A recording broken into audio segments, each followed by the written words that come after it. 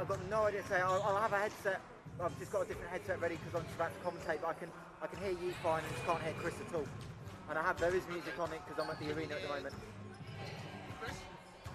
Not at the moment. Yeah.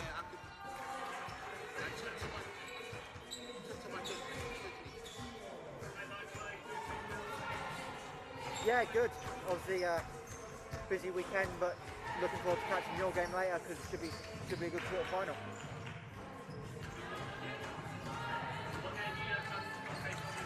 I've got Surrey Oaklands, so tipping 15.5.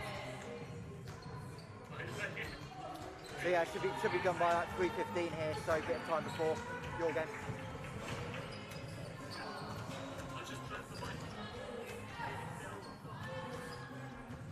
Go again, Chris. Can you hear me? Yeah, still hear you. For the video. No.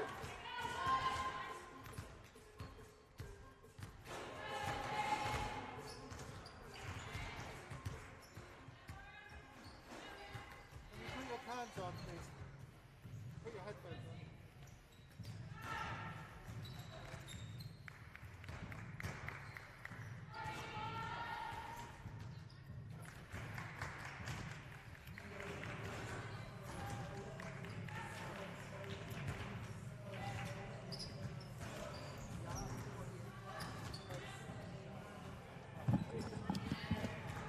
Okay, can you hear me?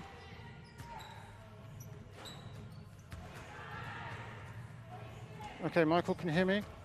Yes? Can you tell me your name, please? Mel. Can't hear Mel. Okay, I will do in a second.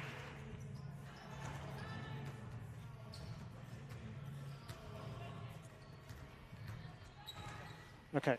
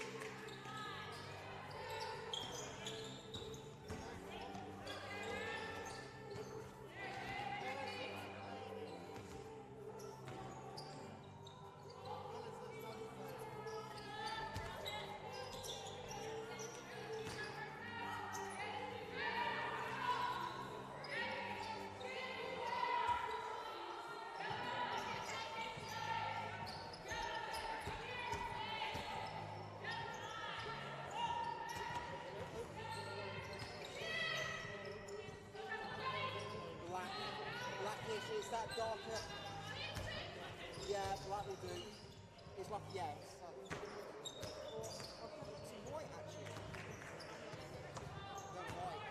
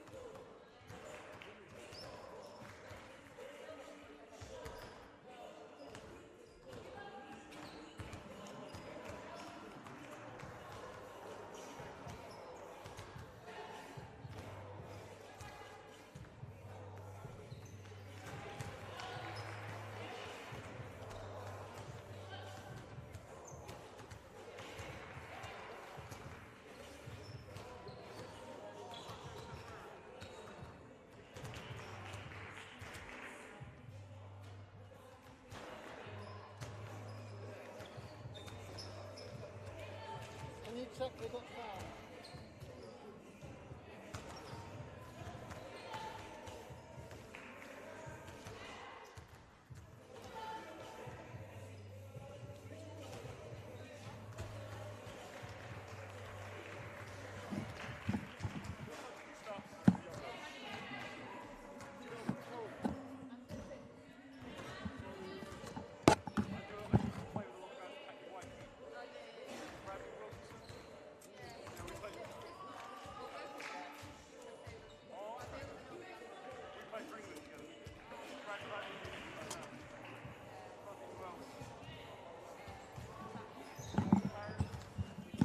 Okay, can you hear me? Michael?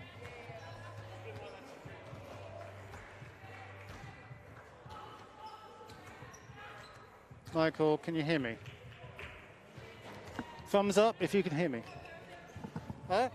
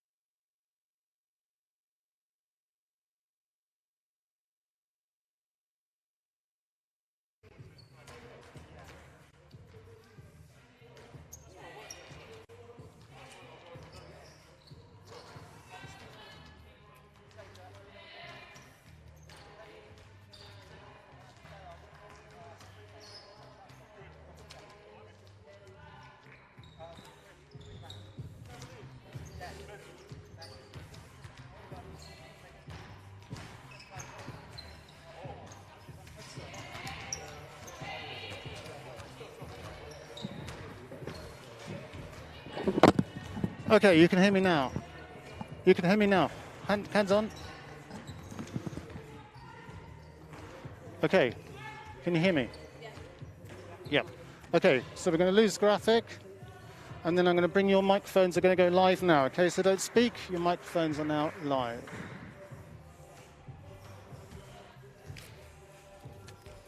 And if you join in the stream, we're about to go live now with the commentators. Thanks very much for bearing with us. Thank you. Bye-bye.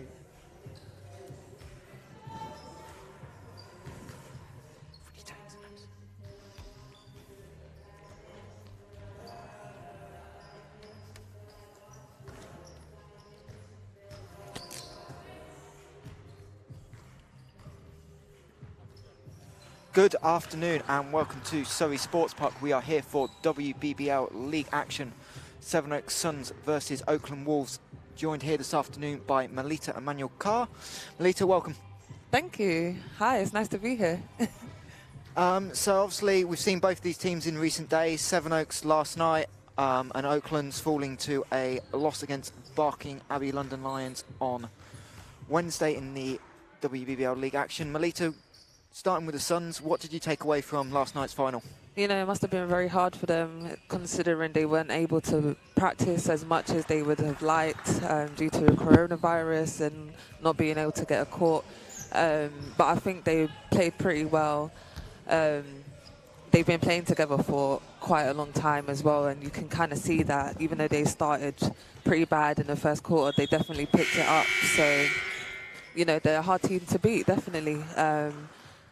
And props to them playing today after getting home at about 12 or 1 a.m. and coming right back to do the same thing again. You know, it's kind of great to see that they're so passionate to get these games in, and I think it should be a good game. Even though Oakland last week lost to the Lions, I'm sure they're going to come back and try to play as hard as possible to get their first win of the season. Yeah, for sure. And obviously, if we just look at last night's game, obviously the star, certainly offensively, on the offensive end for the Suns was Janice Monacana, 25 points off the bench. Just talk about the impact of Janice can have on the team, because obviously you've played with her and against her in the past. Yeah. You know, she's an excellent player. She did come off the bench, and she definitely gave the spark for Sevenoaks, which they needed at the start of the game last night. Yeah, she's brilliant. She's great at the three-point line. She's very aggressive as well, being able to get into small spaces and drive and finish at the rim as well.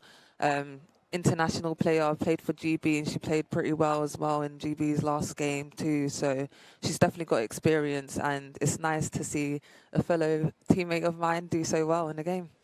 Yeah, and obviously if we look at Oakland's struggling with the injuries, really, that's the big issue for Coach Lee Ryan and that side. Obviously we're already a couple of bodies short, and then lost Lizzie Harrison to a hamstring tear in Wednesday's game. And just talk about trying to play short-handed and the opportunity the youngsters have got now to step up into this Oakland team, knowing they'll see significant minutes. Yeah, exactly. I think a lot of teams as well have a lot of young players, so now's the time for them to step up and gain these experiences while they're young, so they can bring it into their future. Whether they want to go to America or just play professionally, it's great that they get this opportunity right now. But I guess for coaches, it must be a little bit frustrating losing players or not having depth that they would like on the team. But I guess it's with everyone in the league this season, so everyone's battling their demons right now. So I guess players just got to go in, go hard, and also be smart about how they play too. Yeah, and talking of youngsters, Len Bush is going to give Asher Andrews the start this afternoon. So the Sevenoaks youngster who's already committed to college next year, I believe in Hawaii. Hawaii. Yeah, lucky her. Yeah. Sun all year round. Nice luxury, that one. So Asher Andrews will get the start. And again, Janice Monacana will come off the bench for Sevenoaks, take that role. She did so well last night. Yep. So if we just get the rosters up for you. So we talked about Asher Andrews, and obviously struggled last night, but Rennie Bush has really been a spark for this Suns team all year. And obviously, we all know about the veteran leadership you get from Tiani and Kat in the middle.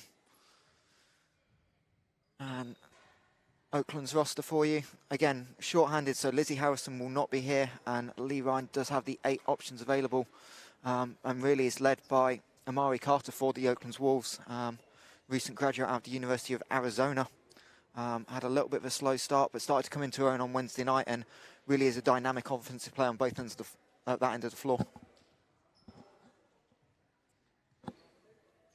And the starting 5s are just making their way out onto court. So for the Suns, it will be 5 Asher Andrews, 8 Renee Bush, 20 Tiani Clark, 22 Kat Carr, and 31 Irene Garrido Perez. And as for the Wolves, Amari Carter wearing 0, Dorka Boris wearing 6, Lauren Milligan wearing 10, Louise Rouse 15, and the Estonian international Greta Uprus wearing 17.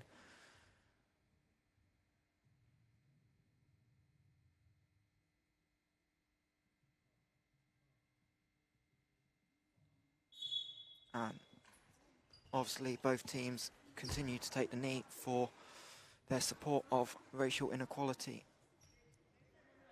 And we are about ready to get underway. It'll be Louise Rouse, and let's see who comes in for Suns for tip. Coach Len Bush, a little bit smaller lineup, doesn't have a great option for a jump ball. It looks like Kat Carr will step up and take it. So Rouse and Kat Carr will get us underway here at Surrey Sports Park. Suns win the tip, and Renee Bush will get the Suns underway.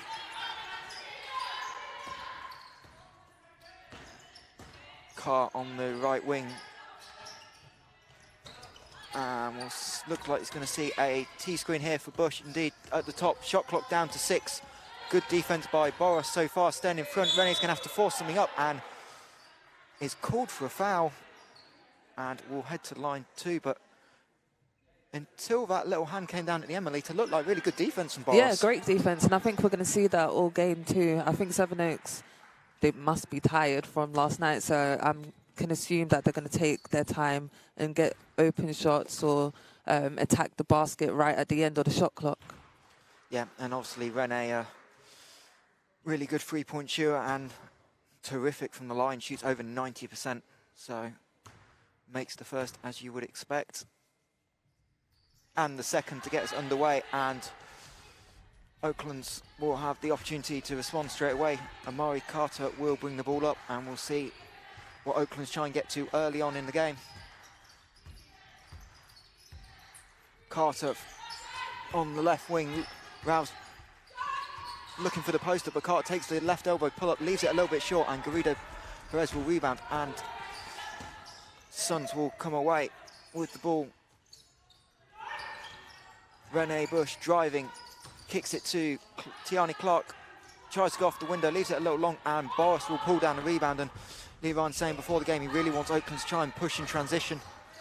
That's definitely key for them for this game. Definitely push in transition. They're a really good shooting team, as we can see here. Yeah. Proved my point. You know, they're great from the three-point line, especially in transition as well, which throws off the defense because you're taught to run home, but then when you have a good three-point shooting team, you've got to run home and then find players ASAP. Yeah, that was Greta Uprus with the 3, the Estonian international, fresh off the international break, having represented Estonia out in Russia. Suns 3 on the clock. Carr's going to have to force up the 3, leaves it a little bit short. Rebound Louise Rouse, and Oakland's away in transition. Looks like Uprus is going to drive early, and indeed she gets fouled by Garrido Perez, unable to get in front of her. And Oakland's will get the sideline possession. And there we just see the importance of transition for the Wolves, obviously. A little bit short-handed, but Sevenoaks are not really in rhythm, and perhaps will feel those legs tired as Suns go under the 3. Carter cannot connect, and Tiani Clark will pull down a rebound, but Suns really a little bit lucky there to falling asleep on Carter, and Renee Bush's 3 is good. And Renee Bush, having struggled last night, only 4 shot attempts, which was a big story in the game. Yeah, 5 early points here. Exactly, I definitely think that she's going to prove herself this game. You know, I feel like as a player, when you don't play necessarily well in a game and you come from a loss, you do want to get back into the gym next day. And yeah, she's definitely going to prove herself today. I'm excited to see her play. Andrews working on Rouse, will get to the line, and good take by Asher Andrews, but there on the offensive end for Oakland. Interesting that tried to go with a smaller guard. They went with Boris in the post, which is something you don't often see with the point guard. And obviously we've seen this with the Sevenoaks team having so many guards on the floor that they can do that. But Lee Ryan going to something different there and trying to attack the youngster on the defensive end of the floor. Yeah.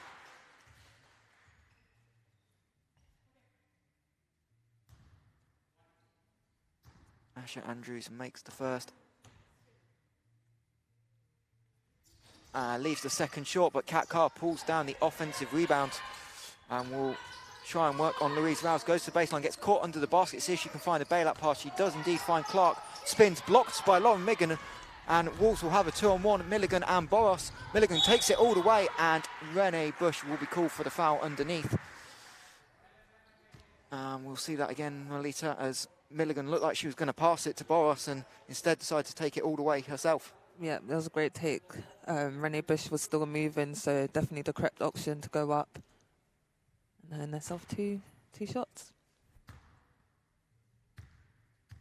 Yeah, Lauren Milligan, one of the Wolves' perennial players, been around for a long time, coming in averaging 6 points, 6.7 rebounds a game, and is someone that can really, as an undersized 4, really impact the game on her drives. And we saw there how aggressive she was early on as she splits the free throws, and Oaklands will have a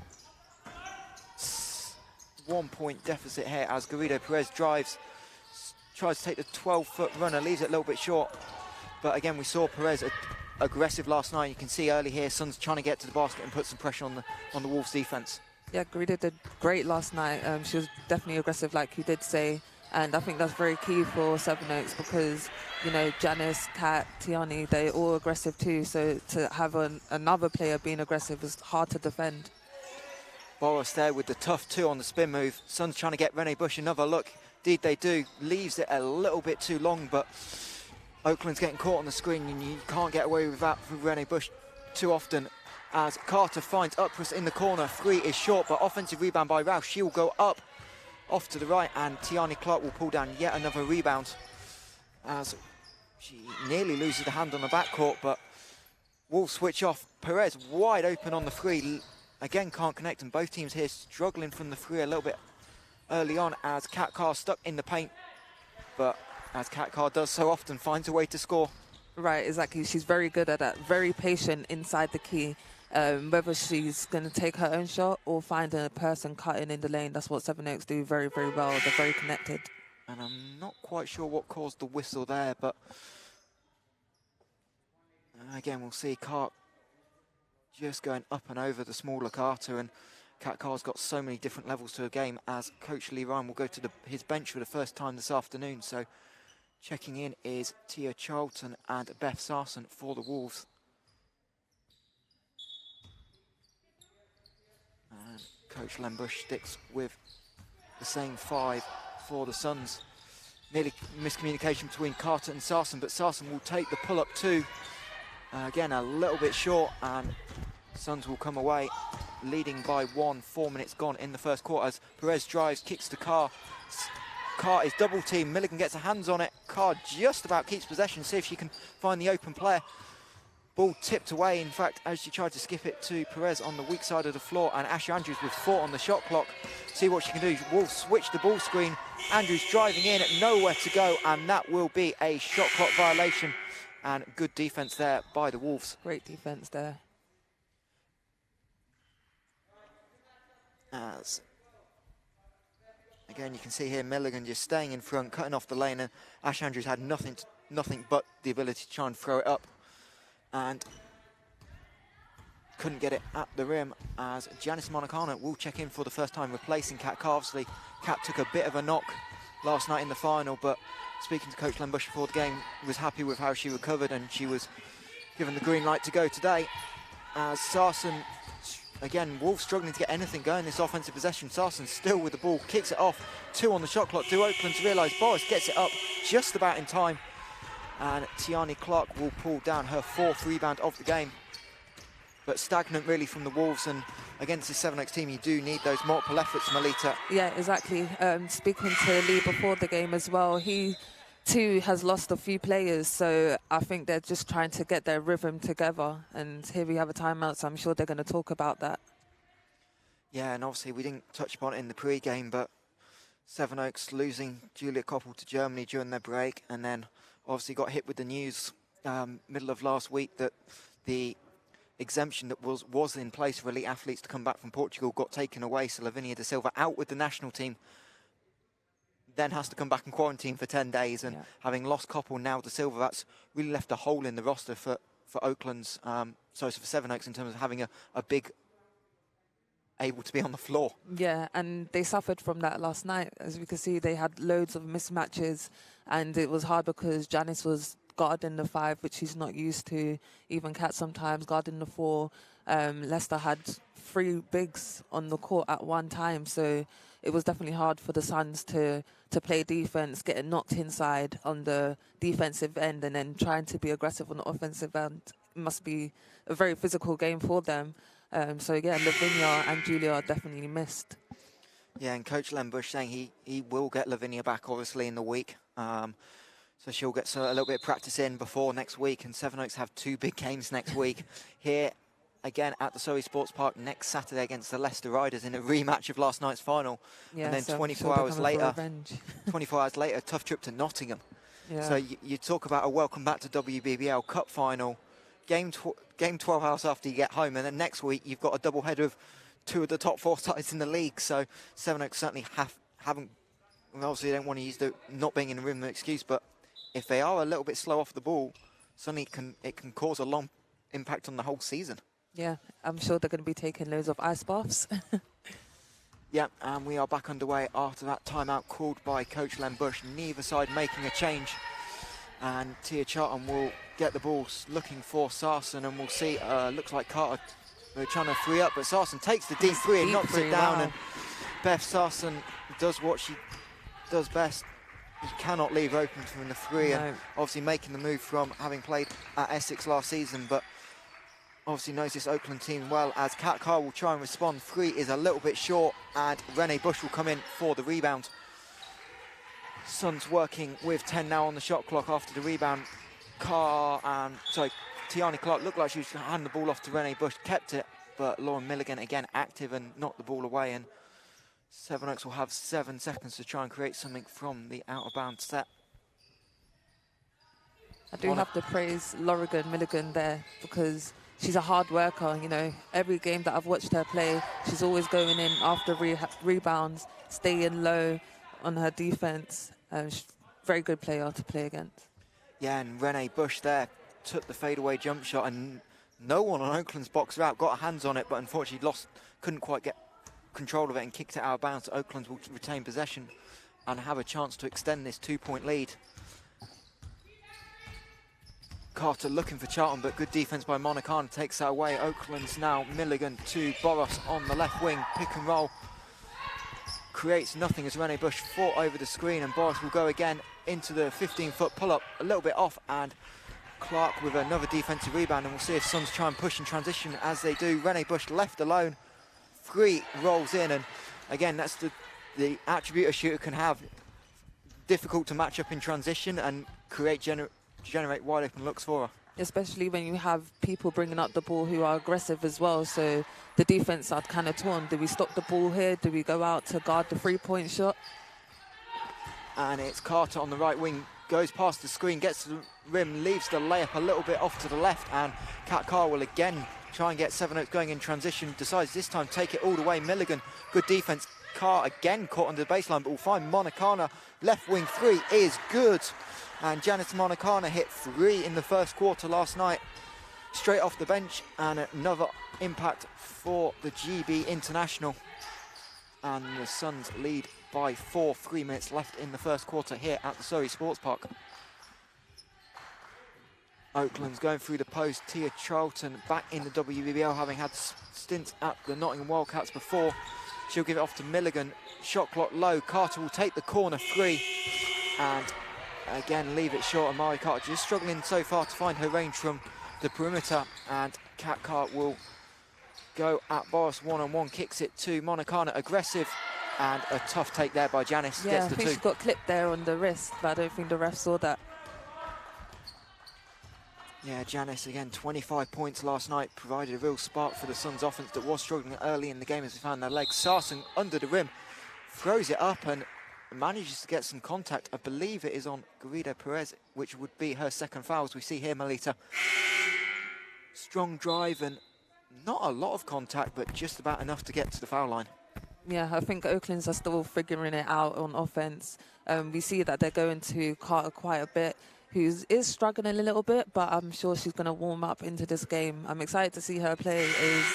Her game against Barking, she kind of struggled to get the baskets in, but she was taking the shots, and she was taking amazing shots too. So she's definitely a hard person to guard.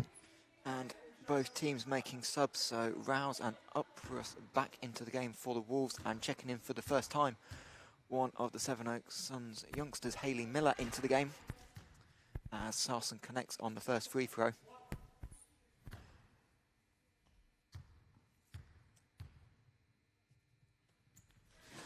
And unable to connect on the second. Rouse tries to keep it alive, but unable to bring it down with two hands, and Kat Carr will eventually come up with it. Monicana kind of slipped the screen and was left wide open, and we saw one of those last night. Yeah, I guess Janice will hit a three, she will airball it, but then she's going to hit one again. So Oaklands are definitely going to have to guard her if they want a chance to win.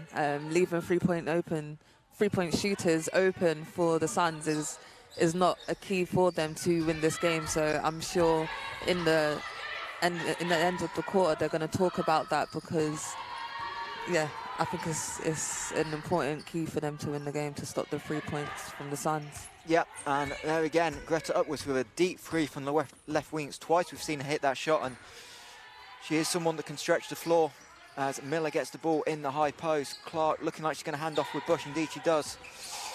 Gets the immediate screen from Miller, but good defense by Oaklands, keep it there. Tiani has to force up the three, rims in and out. Louise Rouse with the rebound, and Oaklands have a chance to tie the game up again, or even jump back into the lead as we are now into the final minute. Rouse in the post being guarded by Miller. Looks like Oaklands wanted to go one-on-one. Rouse back to her right hand, is fouled by Miller. And it's good to see Oakland's trusting the youngster and giving her the room to work one-on-one in the post. Yeah, I think if he had a cutter maybe from the weak side, that could have helped her out a little bit. But great move, and I guess she does have the confidence because she did go up. Asha Andrews checking back into the game, replacing Tiani Clark. And it will be the youngster heading to the line. 4-2. Louise Rouse has had an impact for the Wolves this season, averaging 10 points, 8.3 rebounds a game, and obviously with the absence of Kata Fulop, who sadly tore ACL last week in practice, and Melissa Quick, who is still yet to make her Oakland's debut. Coach Lee Ryan giving the youngsters the opportunity, and Rouse in her really a third season in WBBL, second playing meaningful minutes, really starting to get settled into WBBL life, as Daisy Porter will get her first action of the game, and we'll see the two youngsters go each other as Porter and Andrews are matched up against each other. And we'll see what Suns can do with their 2-for-1 opportunity here. Asha Andrews off the double screen, gets into the paint, kicks it back out to Clark. 8 seconds on the clock for Kat to work with, well guarded by Milligan, goes to the up and under off the side of the backboard. Shot clock does not reset, has to try and throw it up from behind the backboard, unable to connect. And the referees will call a 24-second violation as no one had possession. Oakland would have ideally liked to have run, but actually may not be a bad thing, Melita, because we've got 25 seconds left in the quarter, so a chance to hold for the final shot. True, but I think I would have preferred the fast break, get it quick too, as they are down by one, so I definitely would have preferred to have that advantage. And please feel free to leave your comments in the comments section on the YouTube page. We will get to them during a half-time and end of quarters, as Oakland are indeed holding for a shot. Rouse takes the foul line jump shot and makes it, and Louise Rouse, for her first bucket of the game, puts Oakland in the lead. Renee Bush going to have to take a long three on the buzzer off to the right, and after one quarter it's Oakland's Wolves in the lead here, 17-16. And Melita, just your impressions of the first quarter. You know, I knew it was going to be a close game. Sevenoaks must be tired from last night. Oakland's coming off of a loss. You know, they're eager to get back into this season and prove that by beating Sevenoaks, who are a championship team. So this is definitely very important and exciting for them, because I do think that they have a chance in beating Sevenoaks.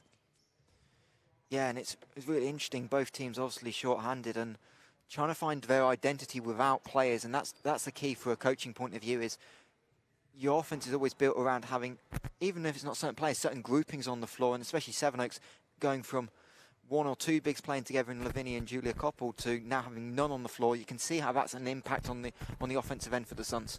Yeah, and I think this is where defense comes into play here, because you can always play great defense no matter who you have, as long as you have the heart. You know, you can end up with the stops and then hopefully bring that into the offensive games and try to get easy buckets. Yeah, for sure. And a good afternoon to Krumesh Patel in the chat, joining us from Sweden as he prepares for a game tomorrow in what is a must-win game for him out in Sweden. And we'll have a quick look as we're at the quarter break just around the WBBL. A lot of action this weekend. Half-time in Durham. It's Durham 26, Essex Rebels 38. And in a minute, Manchester Met Mystics and the Nottingham Wildcats will join in the action as they tip off Nottingham on a double-header as they will host the Caledonia Pride tomorrow, along with the Cardiff Met Archers and the Newcastle Eagles facing each other in the northeast. Just having a quick look at the first quarter box score. Len Bush leading all scores with 8 points for the Suns. Janice Monacana with 5. And as for the Wolves, Uprus with 6, those 2 triples as we talked about. And Beth Sarston making an impact as well. Oakland shooting 50% from the 3-point line. And a real impact from the perimeter players so far. And I think coming in, Coach Lee Ryan was obviously disappointed with how they played on Wednesday night against Barking. Felt like they gave them too much respect. And clearly here they've kind of learnt from that and feel like they can come in and create an opportunity to win against the Sevenoaks team.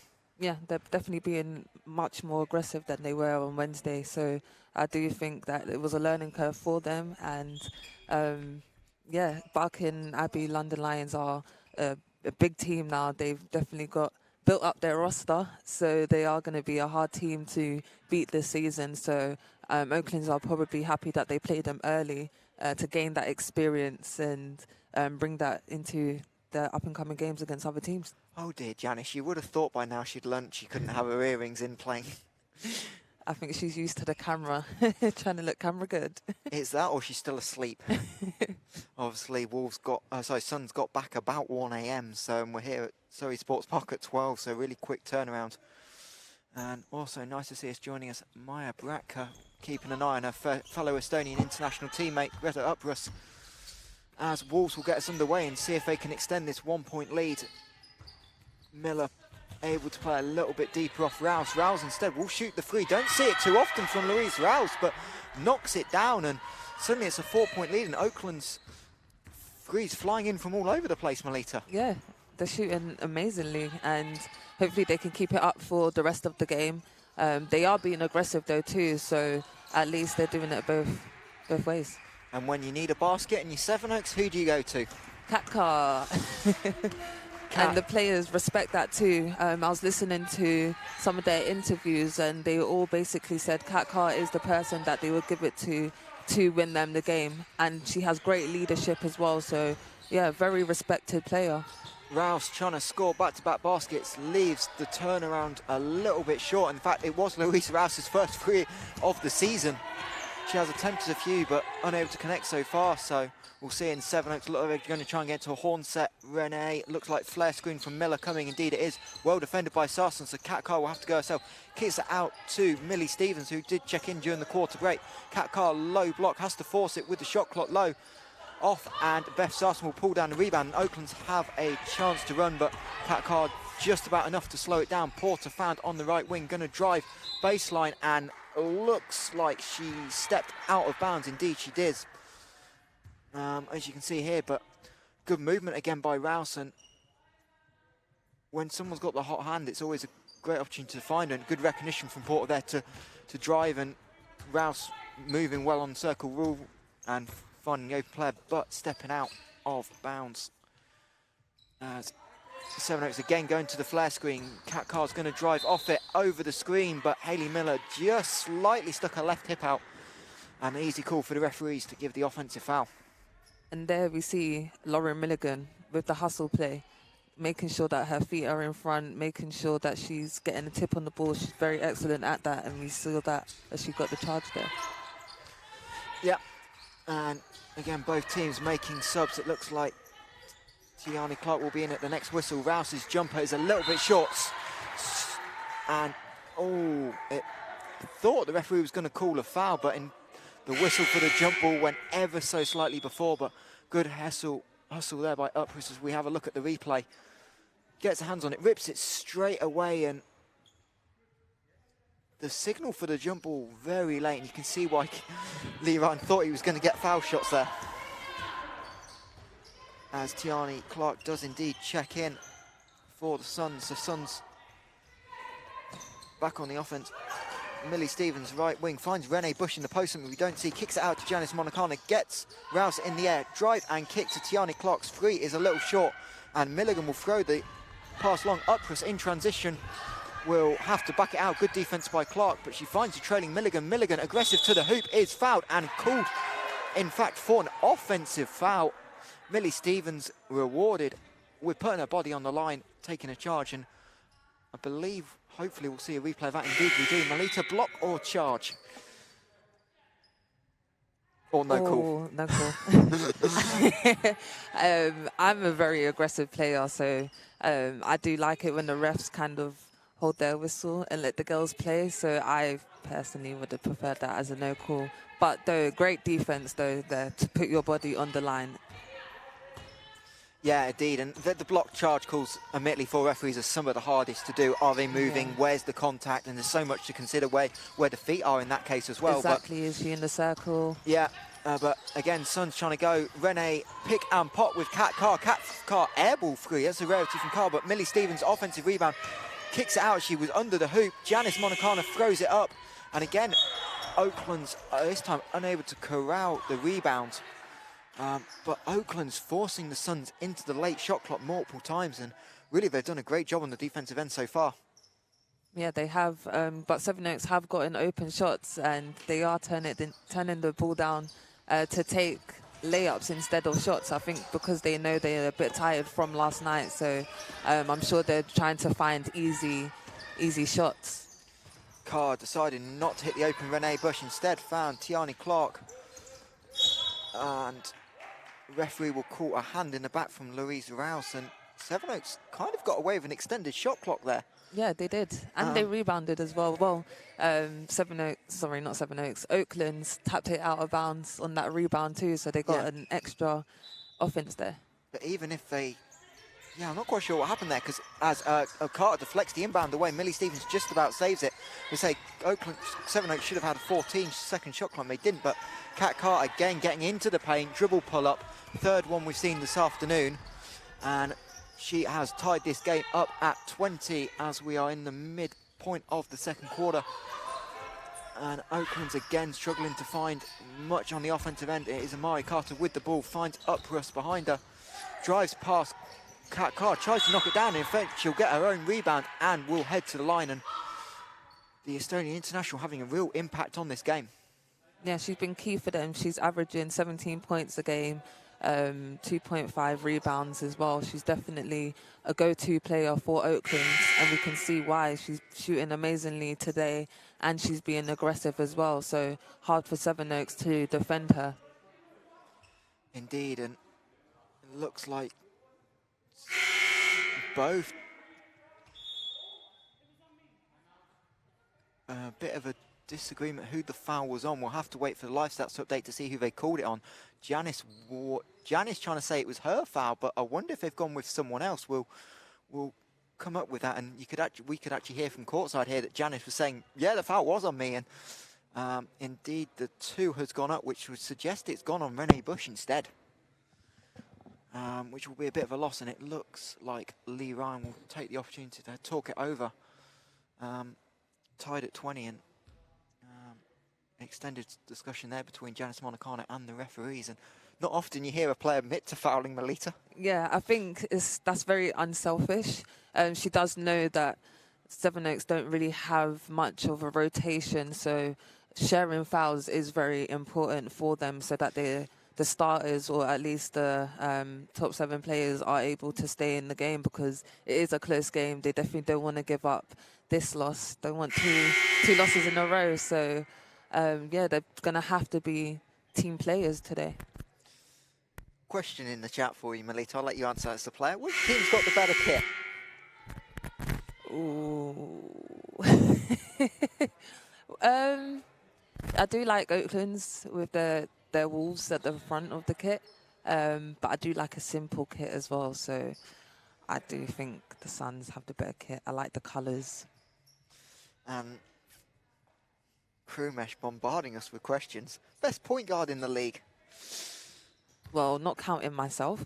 I say no, don't. There's your get out of jail free answer, Melita. Take it quickly and run.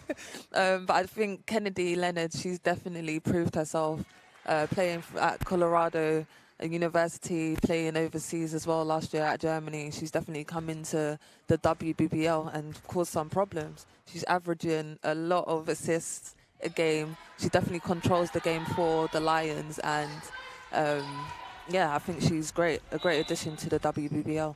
And just a little issue with the shot clock there as Greta Uppers made both free throws. She's now leading all scores for the Wolves on 8 points, and indeed that foul was given on Len Bush, so she will sit down on those 2 personal fouls. And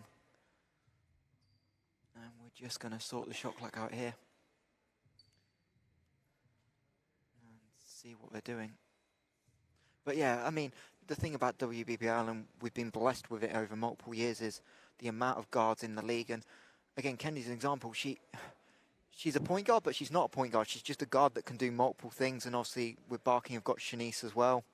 And the same thing, Sevenoaks don't have a natural point guard. Yeah. You can argue Kat Carr is a point guard, or Tiani's a point guard, or Renee's a point guard at times. So the versatility of that, and I think we've got a great guard matchup. And certainly Amari Carter's taken an eye at early for Oaklands, and obviously a great resume coming from the Pac-12 and Arizona, and the impact she's had on this team as Kat Carr lines up another 3. Struggled so far, again can't connect, and Millie Stevens in trying to contest the rebound, and Tia Charlton will have knocked out of bounds. Oaklands again with the baseline ball, but Oakland's really, Sevenoaks really struggling from 3 now. 3 of 13, Kat Carr 0 of 3 herself, and we'll see what Suns can do from the inbound ball.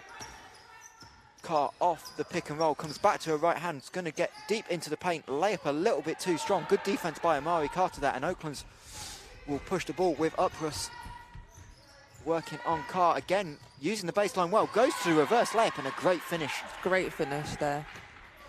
And just talk about how tough it is to just tread the baseline and stay in bounds, and we've seen Oakland do that multiple times successfully. Yeah, exactly. I think that's where Sevenoaks are kind of switching off, as they're not constantly playing defense. They kind of let them go right at the end, just as they was about to step out. Perez's layup a little bit too strong. Oakland's again doing a great job protecting the paint, and Suns really struggling to get open looks right now. Uppers made 2 threes, make that 3. Meter and a half behind the 3-point line, NBA range as we should call it, and she does not care. The Estonian international up to 11 points, 3 of 4 from downtown so far, and suddenly the lead is 7. And Suns going to the T-screen action again. Oakland's defending it well. Boris going under the handoff with Monicano, and Carr cuts everything off. Monicano right wing, 4 on the shot clock, going to drive on Uppers. Little block perhaps by the Estonian, and suddenly this could be a double-digit lead for the Oaklands Wolves here at the Surrey Sports Park. Carter, elbow pull-up, and Len Bush, quick timeout. And Melita, Oakland's offensive impressive, but really it's at this end of the floor to our right, the defensive end, and Sevenoaks just can't create open looks. Yeah, exactly. They're struggling from the three-point line, and Oakland's are giving them a space as well to take those threes, but they can't connect, and they're definitely getting the rebounds and pushing it down the floor and making great buckets at the other end. Indeed, and we'll just see that pull-up again by Amari Carter, just getting Millie Stephen a little bit off balance, and the elbow pull-up. That's a great move. Great move there. Coming into the game, Carter leading scorer for the Wolves, averaging 14.3 points per game, to go with 2 assists and I believe is that 4 steals? Don't know if it's no, we haven't got a game, so it's a bit over 1.3 steals a game. But really, the story of the game so far: Greta Uprush coming in, shooting 39% from 3, 89 from the line, and 3 of 4. And just talk about the experience that an international player can have on the roster. Yeah, international experience, very important, as we see from Len Bush and Janice as well.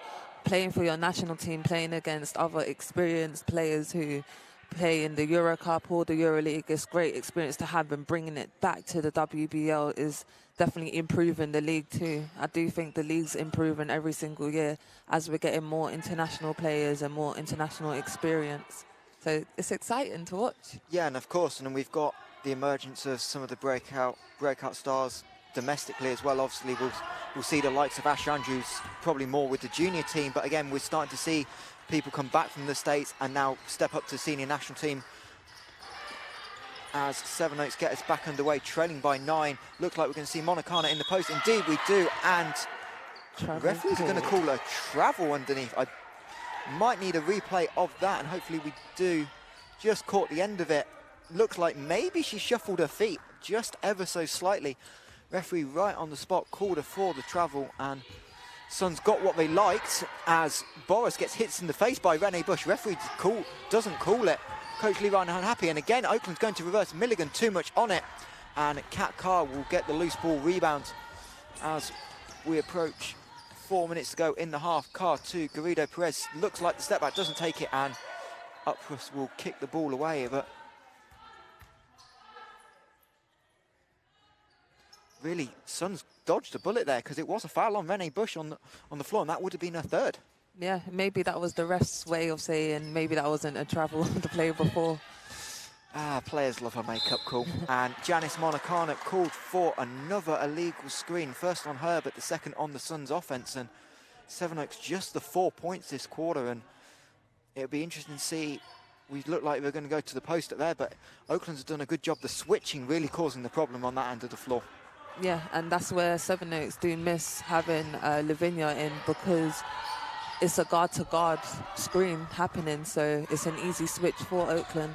Boris missed the layup. Tia Charlton also missed the putback, and Oakland's missed a chance to get a double-digit lead as Janice Monicana drives to her left hand, kicks it to a wide-open Tiani Clark, and an open layup when the scoreboard isn't going is the best way to get it going. Exactly, and there we can see how much of a great player Janice is, because even though she had 2 calls against her, she was still able to kind of leave that in the past and make something happen on the offensive end, and now the defensive end as she gets her hand in there. Yeah, deflected out of bounds by the Suns. Oaklands will have 8 seconds to work with the shot clock from the sideline out of bounds, see what they can do. Carter eventually gets the ball in her hands, rejects the screen to her right. Looks like she was going to go to the pull-up, slipped and just had to force it up with the shot clock low. Couldn't connect with the rim, and Suns will come away in transition. Garrido Perez on the wing. Len Bush driving on. Boris gets away with a little small push-off. We've got to do a sound effect for that one. That's what we like to see right there. And that's that veteran leadership. It wasn't enough to be an offensive foul, but just the armbar out, just enough to knock Boris off balance. And Len Bush struggling from 3, but got the elbow jumper to go, and the gap is down to 5. I definitely want to see that in the top 5 play of the week. Yeah, and Wolves again looking to try and work inside. It is Charlton. Good defence by Kat Carr. Charlton couldn't quite come up with it, and they will call a 24-second violation. You see Renee there, and it looks like timeout called by, I believe it will be Oaklands. It must be, because they're the only one left with a timeout. But it's interesting, Melita, how this game has evolved. Both teams early looking to get going from 3, and both teams had the struggles. And now, certainly Sevenoaks on the offensive end have adapted more to try and get to the elbow, get to the foul line, and connect that way. Yeah, exactly. And Oakland's also found a little spark within themselves as they had a pretty good offensive run right there. Indeed, and just seen in the comments talking perhaps about teams maybe making a step up beyond WBBL, and obviously Sevenoaks are a potential team that could make that next step from WBBL into a competition like FIBA Eurocup. And just from a player's point of view, how far do you think the WBBL is away from being able to make that next step forward and have a team on the women's side in European competition?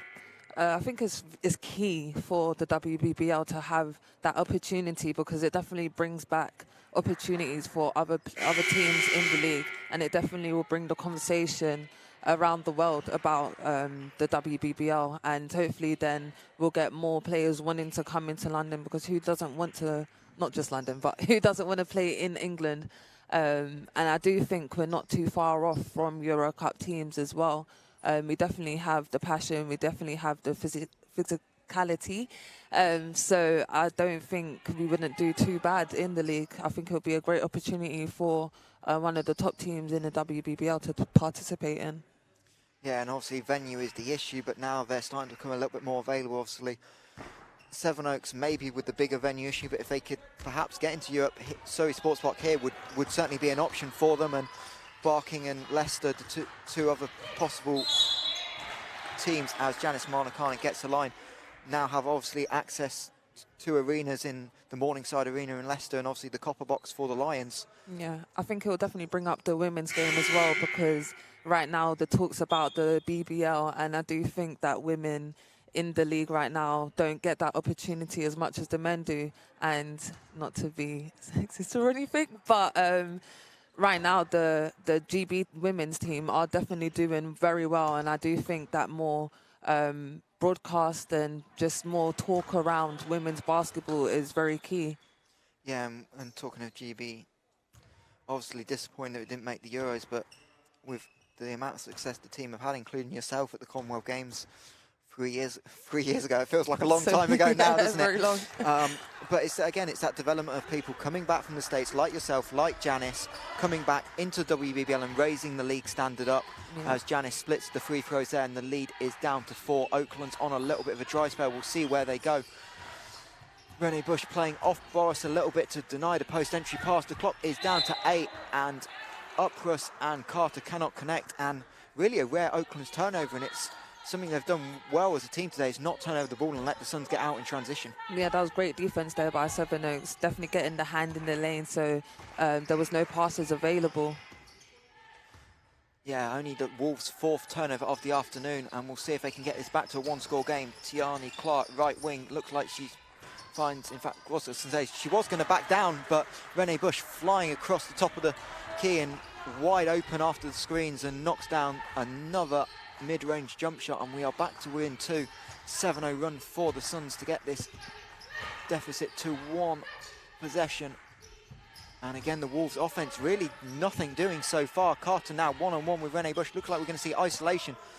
Lefty 3 is off to the right, and really the Wolves offense has just stagnated. Yeah, Carter's taken a lot of tough shots this game, and 2 on Wednesday. I think she definitely is able to create for herself, but trying to involve other teammates, trying to get easy shots is definitely a better option. Janice, jab fake, jab step 2 or 3 times, settles for the towing the line on the 2. It's off. She maybe got a foot behind the line. That may have been the difference. The long 2 nearly went, but into the final minute, Oaklands will have a chance to end this scoring drought that's spanned nearly 5 minutes. Boros working on Rene Bush, gets all the way to the rim. Lefty layup is good, and a strong move by Dorka Boros to extend the lead to 4 as we're into the final 30 seconds. Bush on the flare screen, kicks it to Carr. Working on Uprus. Carr again caught under the baseline, but finds the dump-off pass. Tiani Clark blows a layup. Rare mistake by the veteran, and Oaklands will have the final shot here. 12 seconds to go in the half. And we'll see what they do. Looks like Boris and Len Bush one-on-one is what Coach Lee Ryan wants. No, he wants Ralston in the post. Monicana deflects it away. Carr going to have to take the free as the quarter ends. Carr's free just rims out, and we'll get to half-time with the Suns trailing by 4. Oakland's winning the first and second quarters. And Melita, Coach Lee Ryan's going to be delighted at half-time with how his side have reacted to Wednesday. Yeah, exactly. I definitely think he's going to say not to let up and to keep applying the pressure, keep rebounding the ball, because as we saw yesterday, Sevenoaks can easily get back into a game. Even if they are down by 10 or 15 points, they can definitely use their experience to get back into the game. So Oaklands are definitely going to have to stay mentally focused to end up with a win. Yeah, for sure. And Greta Upruss really the star on the offensive end for the Wolves. 13 points, 3 of 4 from downtown. But really, it's both teams it's the defense that's taken over respective points. We talked about how effective the Wolves switching was and really limiting the Suns for long periods. But there, Oakland then struggled. And was it good Suns defense for you, or was it Oakland's becoming perhaps a little bit too stagnant? I think it's a bit of both. I think it definitely starts with the defense. It's always hard to create offense when the defense is doing good. So Sevenoaks definitely had a hand in the lane there. So Oakland were unable to make those easy passes, causing them to have to drive to the basket or settle with a hard jump shot to make. So definitely Sevenoaks with the good defense, but also on the other end, Sevenoaks are struggling as well to connect their three-pointers and make easy layups, as we saw Clark there miss 2 layups, which is unexpected. But again, they did play last night, so I'm sure their legs must be a little bit wobbly.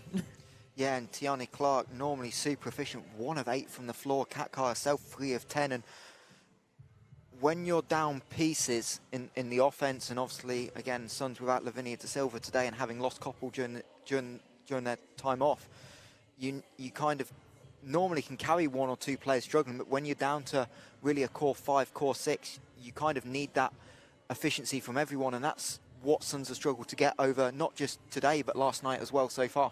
Exactly, and they're not even able to have as many practices as well to figure it out. It's definitely been a struggle for them, and not even having a court to just get open shots and get a practice in there is hard too. I know that a lot of the Suns players have been doing home workouts, but it's definitely hard to translate that over to a basketball game because it's a completely different type of fitness you need to have, and then just the whole communication of being a team sport as well. So they're definitely struggling on that part, but I do think it's something they're going to work out eventually after having a few games. Maybe next week, you never know, they might clock in and get their revenge back on Leicester Riders.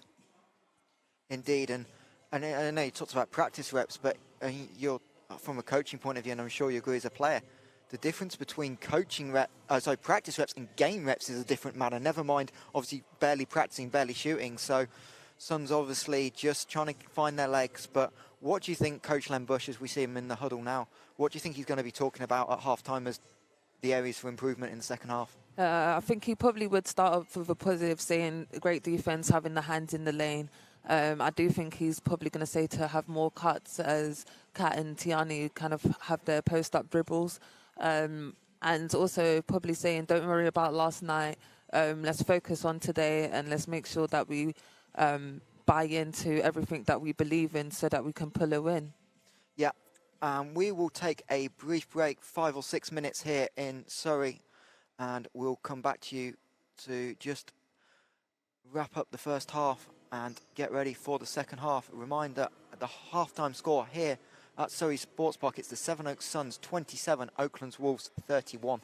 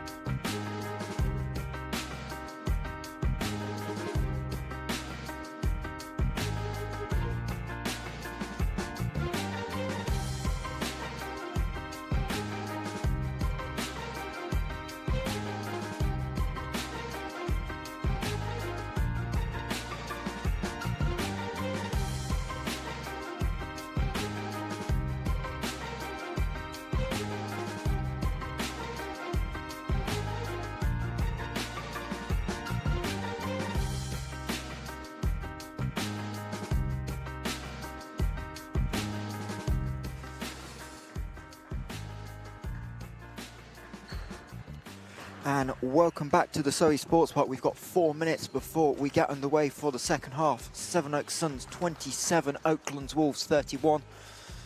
Hopefully enjoyed some of the replays and highlights from the first half, and terrific work by Ralston, who is organising the whole thing down here in Surrey this afternoon for us.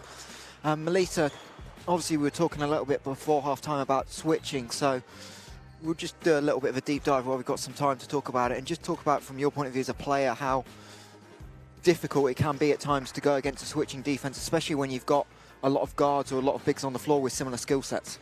You know, on the offensive end, it is very difficult to make something happen when you're then being guarded by a guard and then being guarded by a guard. So it is tough because you've got to create, and I think that's where you can tell the difference between a good player and an excellent player, because they're able to see the weakness that the defense has as soon as they switch, and that's a hard thing to do because it comes within a split second.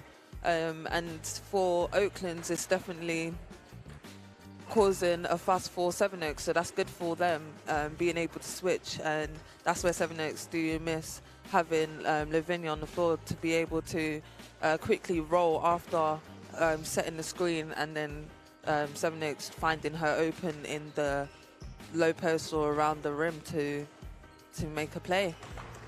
Yeah, and I think maybe I was surprised when we were talking about this off air at half time, was maybe we know Kat, Tiani and people like that can post up, and we've not really seen that in the first half. So do you think that's something we're talking about at half time, is trying to find the switches and be smart with what screens they set so they get better matchups to try and then put Kat and Tiani in the post later in the offense? Yeah, I think so, and I think that's something that they must have spoken about last night as well, because Kat was unable to be as physical and as dominant inside because she had Oliver, she had Clark, all guarding her inside, so it was hard for her to create. However, I do think Sevenoaks are good at making those sneaky backdoor cuts, and they are able to find people open at the three-point line, but today they've just been just under average from the three-point line so far, so I think they are probably talking about how else they can be effective on the offensive end, and it's tough because fast breaks are the easiest way to score, but having only a couple of hours of sleep, probably the legs must be a bit tired, so they're unable to make a lot of fast breaks as they probably would like to. Yeah, and I mean, it's a credit to Oaklands as well for making the adjustment. Obviously struggled on Wednesday against London Lions. He had 21 turnovers in that game, and I believe it's only 5 at half-time today, and that can always spark the offense if you turn the ball over and you give run-out opportunities, and they've not done that today, to credit to Oaklands. And then, as we alluded to, the switching causing Sevenoaks some problems.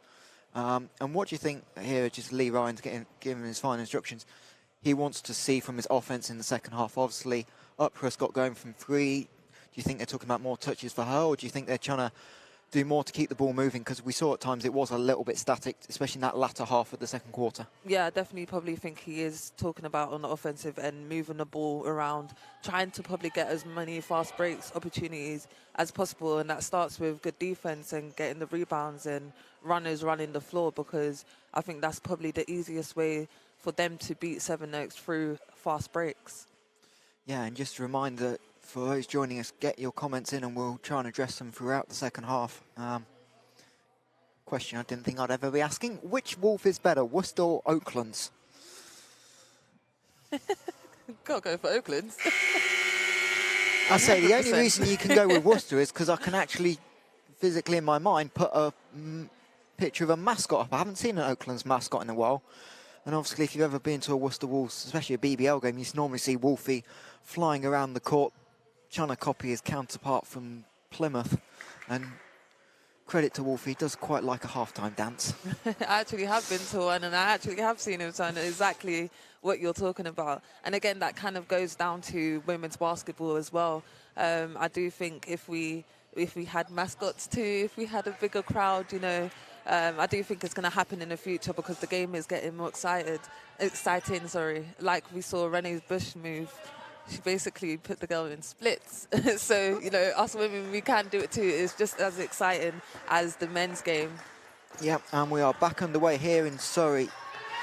for Sevenoaks Oakland second half action. Suns probably gone with their 5 strongest players available to them today on the floor altogether. Not something we didn't see much of in the first half. So Len Bush going with the experience to get us underway. And Emanuel-Carr takes the long pull-up, contested well by Perez. Rebound comes away eventually. Carr gets hands on it, and Sevenoaks do have a little bit of a transition opportunity.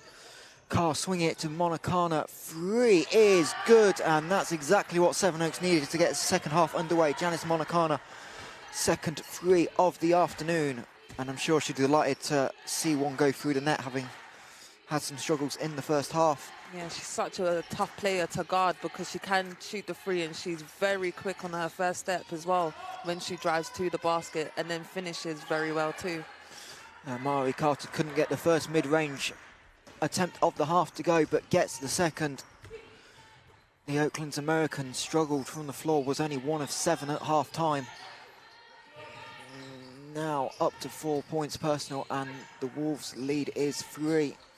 Suns trying to get Rene Bush a look, unable to get her open enough, so it'll be Bush and Monicana with the ball screen. Rene comes back, runs into Janice Monicana, and that's a 24-second violation. And they're just Rene trying to get a rescreen, and Janice was popping to the 3-point line and basically ran her teammate over. Yeah, miscommunication there. I think they definitely wasn't on the same page, and caused a little bit of a mishap. Laura Milligan trying to set screens, but Monicana strips Louise Rouse on the 3-point line, and Suns will have a 3-on-2. Monicana thinks about the 3, finds the trailing Tiani Clark, who can't get it to go, but Kat Carr pulls down the rebound, and the referee will call a foul, I believe on 0, so that will be Emanuel-Carr, her first of the afternoon. Foul on the rebound, so before the shot, and Suns will have the ball on the baseline. The Suns have definitely come out in this second half here, definitely trying to make a statement. Inbound ball potentially looking for Rene Bush here. Indeed it is, double stagger on the weak side. Rene Bush gets the elbow, nowhere to go. A good defense by the Wolves. Clark to Carr, 3 is off to the right, and Sevenoaks' perimeter struggles really continue.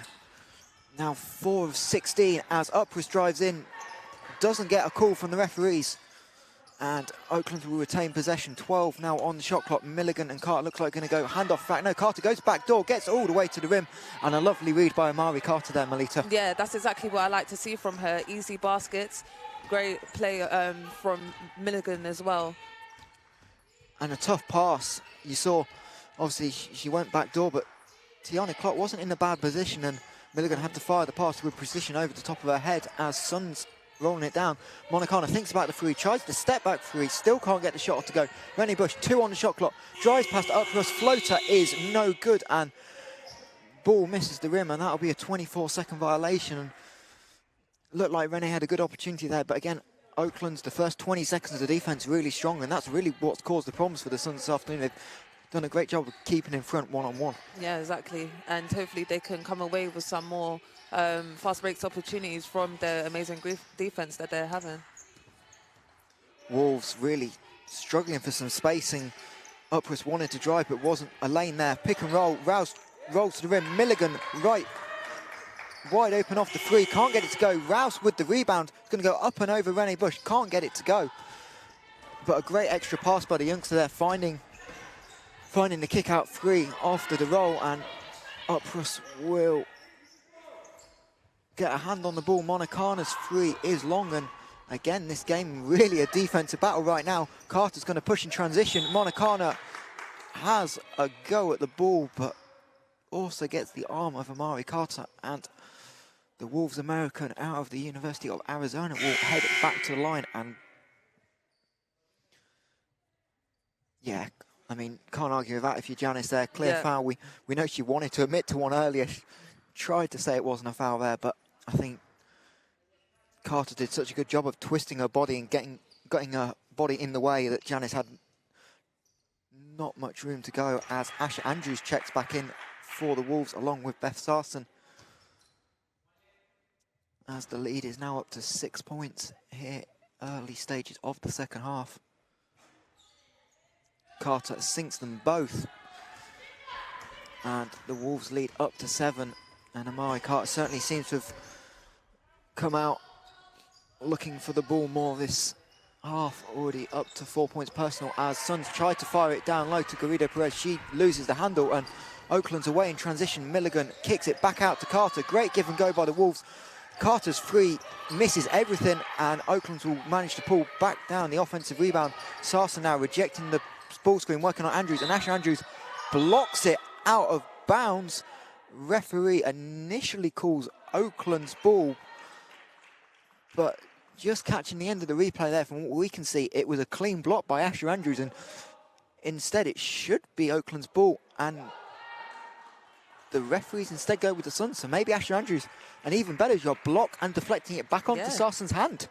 I think Beth was looking for a pass there, but realised the pass wasn't on, so tried to go up. Yeah, nice to see.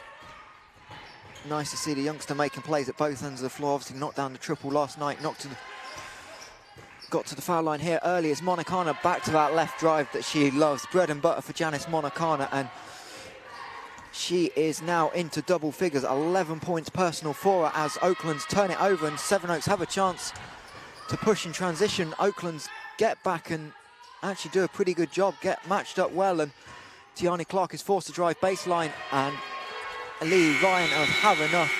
Tiani Clark getting on the baseline, this time not deep enough to get caught under the basket, managed to get back to the rim and laid it home, and she'll be glad to see one drop for sure as Lee Ryan calls a timeout. Sevenoaks now only trailing by 3, Melita. Yeah, I think Sevenoaks did well there, started from their defense with their steals.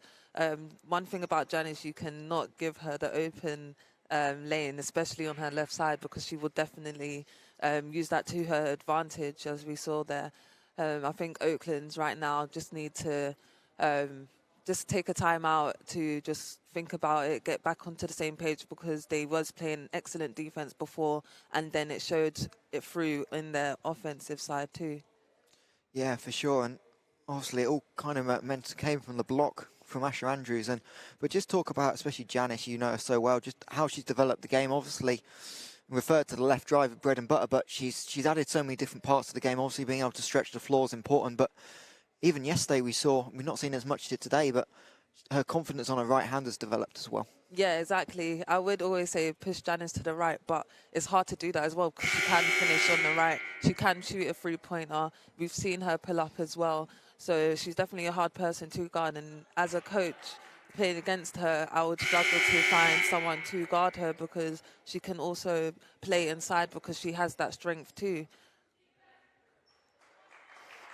Yeah, for sure. And obviously Janice had a strong university career at Toledo. Obviously was in and around. I don't think she ever played. She made it to the NCAA tournament as well. Yeah, of course, I was going to say, but I'm not sure if she played WBBL before she left for the States. In fact, yes, she did. Yeah, she, of course. With Brixton. No, I was going to say, I coached her in the year it was the NBL Division 1. Yeah, with Andrea. Yeah. Silly question, forgot on a... time it's flies. Okay, it was so long ago. I know. We're back underway in timeouts. Suns sticking with the same 5. In fact, Oakland's doing as well. Good defense initially by Garrido Perez to blow up the handoff, but Beth Sarson will eventually get it. Working now, 5 on the shot clock. Dorka Boris, who's been a little bit quiet in the second quarter, gets all the way to the rim. Layup short. Louise Rouse with the rebound finds a wide open Carter. 3 is long, but she saves it, and trying to find Emanuel-Carr comes in for the steal. But really active on the glass, Louise Rouse, and she has been really a massive bright spot for the Wolves so far. Yeah, she's done very well. You can see she posts up very well. She knows how to still to ask for the ball, and she's rebounding very well too. And again, Suns capitalising on the offensive end of the floor. Beth Sarson is seeing Carter go back door. Now it's Sarson's turn, and she will get the layup to go. And Sevenoaks defense, normally so prominent, keeping teams away from the rim there back-to-back times. Giving up backdoor layups. And Oakland's keeping the lead at 3 as looks like Rouse will check out, and Josie Leovold into the game for, I believe, the first time. Indeed it is. Another one of the Oaklands youngsters, as looks like Kat Carr set for an illegal screen, something we don't see a lot of. And I know doing a deep dive into prep for the final yesterday for some of the other media stuff I was doing, talking to Coach Len Bush about how good a screen setter Kat Carr is at reading defence and re-angling those screens. It's something we rarely see her get called for an illegal pick.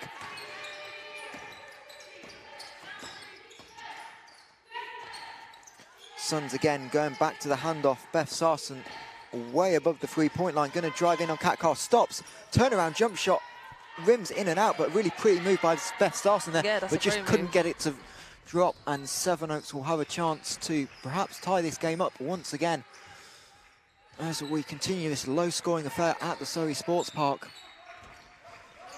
Asher Andrews now with the ball at her hands, 8 seconds on the clock, going to drive on Milligan. Her turn to spin move, and this time Asher Andrews gets it to go. Said how much of a nice move it was by Sarson. Well, it's even better when the ball goes in. Exactly. This is a great game for her to kind of prove herself and get more experience as well just before she goes out to the University of Hawaii. And again, Oakland's kind of left to isolate at the top of the key. Boris driving on Asher Andrews, unable to get it to go, and tried to force her out of bounds. Asher Andrews was running out of bounds, but was helped a little bit by Boros, and she'll be called for the blocking foul. That is her second personal of the game. Second team foul, or second team foul of the quarter. So really neither team got a lot of foul trouble. I don't think anyone is yet to hit 3 personal fouls, and doesn't feel like neither team have been to the line a lot this afternoon, so something with short rotations both coaches will be glad of. Yeah, and I think that's because both teams are switching, so it's hard after coming off a screen to then be very aggressive because the defense is pushing you back to the halfway line. So I think that's probably why we haven't seen that many fouls. And Janice there again with the drive to the left side, able to draw that contact. And it's that versatility you were talking about earlier, that the fact that they had to respect the fact that she could pull up and shoot that 18-foot jump shot that got the defender in the end, just create that just small driving lane to get all the way to the rim, and she'll be going back to the line, 1 of 2 on the afternoon already for Janice Monacana. And misses the first. Currently the joint leading scorer in the game, along with Greta Uprus, who has been quiet this half, currently on the bench for Coach Lee Ryan. And Janice misses them both, and Josie Leovold went for a little bit of a walk before she got the ball on the deck, and one of those that on some days the referees will let go because it's 94 foot from the basket. But yeah, as we see in the NBA a lot, players taking about 5 steps before dribbling to get the ball over the half. And it looks like Coach Lee Ryan's decided that he needs to go to the bench, and he's sent the players to the subs table as Janice Monacana gets to her left hand. This time can't convert the layup, and Oaklands will push in transition. Sarson, we've seen 2 deep threes, this time off. Leovold tries to save the ball on the baseline, but unfortunately ball a little bit too far back, and indeed Oaklands will make the subs as Uprus and look like Daisy Porter? Yeah, Daisy Porter checking back in for the Wolves, replacing Leovold and Beth Sarson.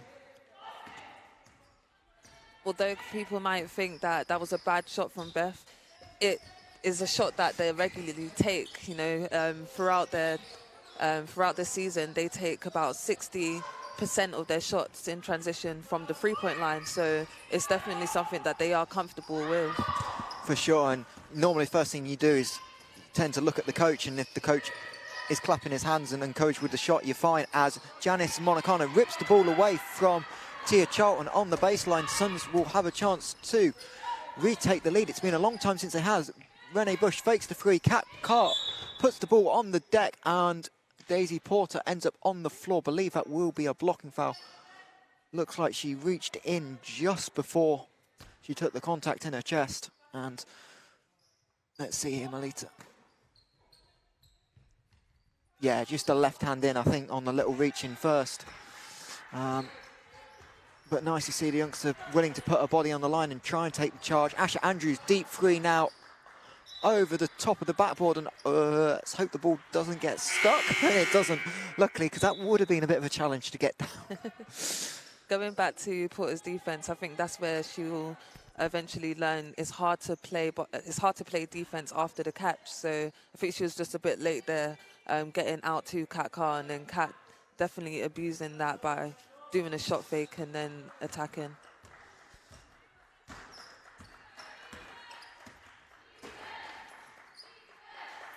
And Oakland's trying to extend this lead. Upruss, third Sun to go backdoor this quarter, unable to get the layup to go.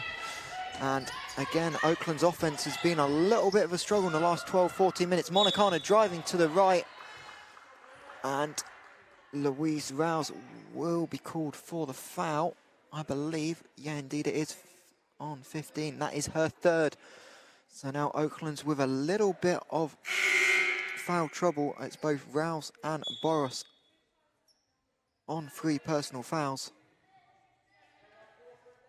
And Janice Monicana back to the line for the Suns, trying to take the lead. And Melita, I can't think the last time the Suns were in the lead. It's been a while. It's been a long time. But it's great being here, and it's great to watch a game live. I don't know about you, but I've definitely missed being able to watch a game. Even though we're socially distanced and there's no crowd, it's definitely been missed. And yeah, it's exciting to be here to watch both teams put on a performance, even though it is a low-scoring game. But who doesn't love a close game as we're tied to now 39-39? Yeah, Janice 1 of 2 at the line this time.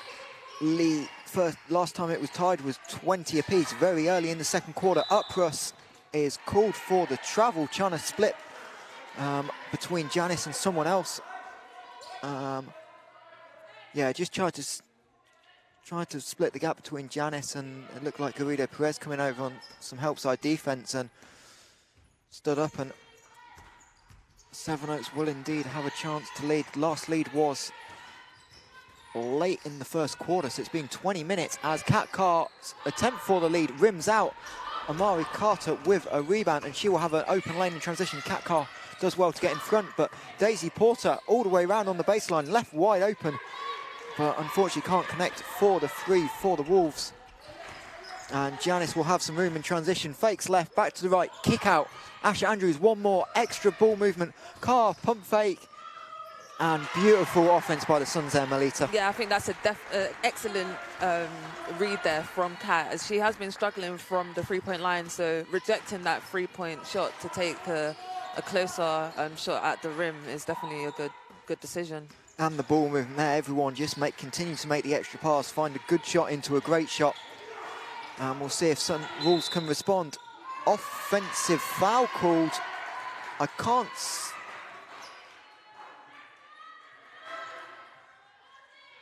Even on the replay, obviously, we are on the side of the camera here at the Surrey Sports Park, so opposite side of the floor, and it looked like too many bodies in the way.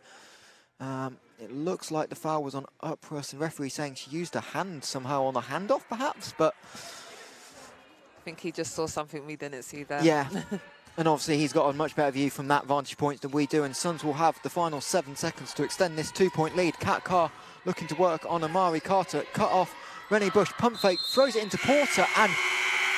Gets the foul. Foul is called from the referee from the baseline.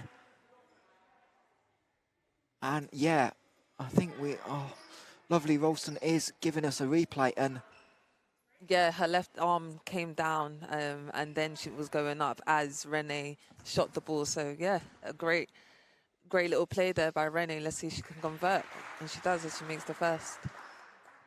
Indeed, we talked about Renee early in the broadcast. Terrific from the line, indeed makes them both, and all of a sudden what looked like a commanding Wolves lead has disappeared, and at the end of 3 quarters, Sevenoaks back into a 4-point lead. It's 43-39, and Melita, really, as much as Sevenoaks have started to improve on the offensive end, it's all about, on our right-hand side, the Wolves offense versus the Suns defense, and Oakland's, apart from the backdoor cuts, really didn't create a lot of opportunities outside of perimeter threes in the third quarter. Yeah, I think that starts from as they get a rebound or just off of taking the ball out of bounds, knowing what play they're in and trying to move the ball around. But Sevenoaks have made it hard for them to just get ball reversals. So that's when they become stagnant and have to try to create drives and try to create something that sometimes isn't there. So I'm sure Lee will be talking about how to combat that and trying to make the offense more flow, but I definitely think it starts at the defensive end, as Sevenoaks have been the aggressor in the last 5 minutes. Yeah, Wolves held to just the 8 points in that quarter, having scored 33 in the first half, and that's kind of what's allowed Sevenoaks to claw this lead down. Yeah, Oaklands are a good shooting team as well, and they haven't really been taking as many three-point shots as I would have expected to, and the ones they have took have been a bad miss too, so I'm not sure what's going on there. Maybe they're just having a bad shooting day, but that's when they kind of need to get together and figure out another way to win the game. Yeah, I think Oakland's at one point were 5 of 9 from 3 early in the second quarter, and they've missed their last 5 now, 5 of 14. Emanuel-Carr has really struggled on the offensive end of the floor. She's 0 of 5 from 3, 3 of 12 total, and Oakland's really going to rely on her experience to try and get back into this game, I'd imagine, coming down the stretch. Yeah, and I think they need to go back to Upris as well. She has been dominant for them in the first quarter. I'd like to see her take some more threes because she was the one at the start of the game to hit those 3 points.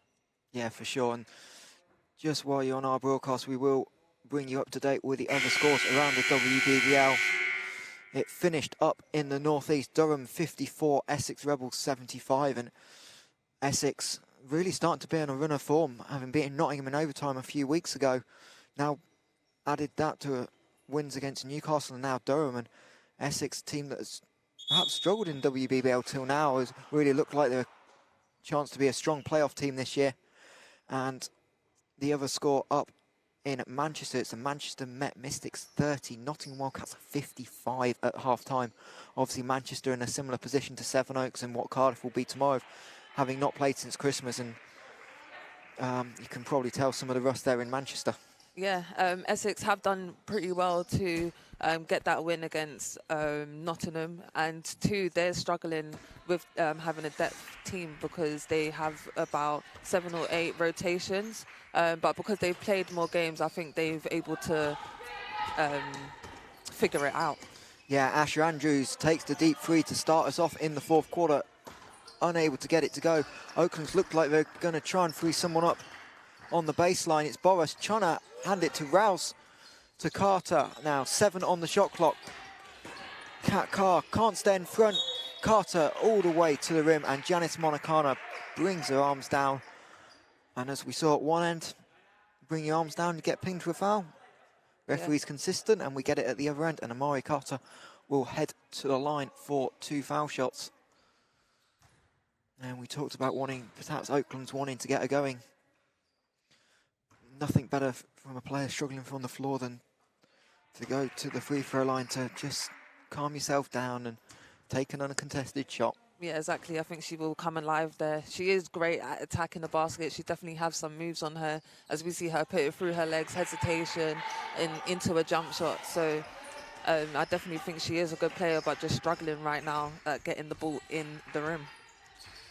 Good afternoon to one of the Oakland men's Wolves players. Join us in the chat, Jordan Santiago. I can see he popped up in the comments. I think Oakland's play tomorrow, so he has the day off as Oakland's get the steal. Push in transition, Milligan loses the handle, but somehow keeps the ball in bounds and eventually finds Dorka Boris, who basically just walked right to the rim and was left wide open by the Suns. I'm not sure what the Suns were thinking there. I don't think anyone saw her. Everyone's matchup was just not on the same page.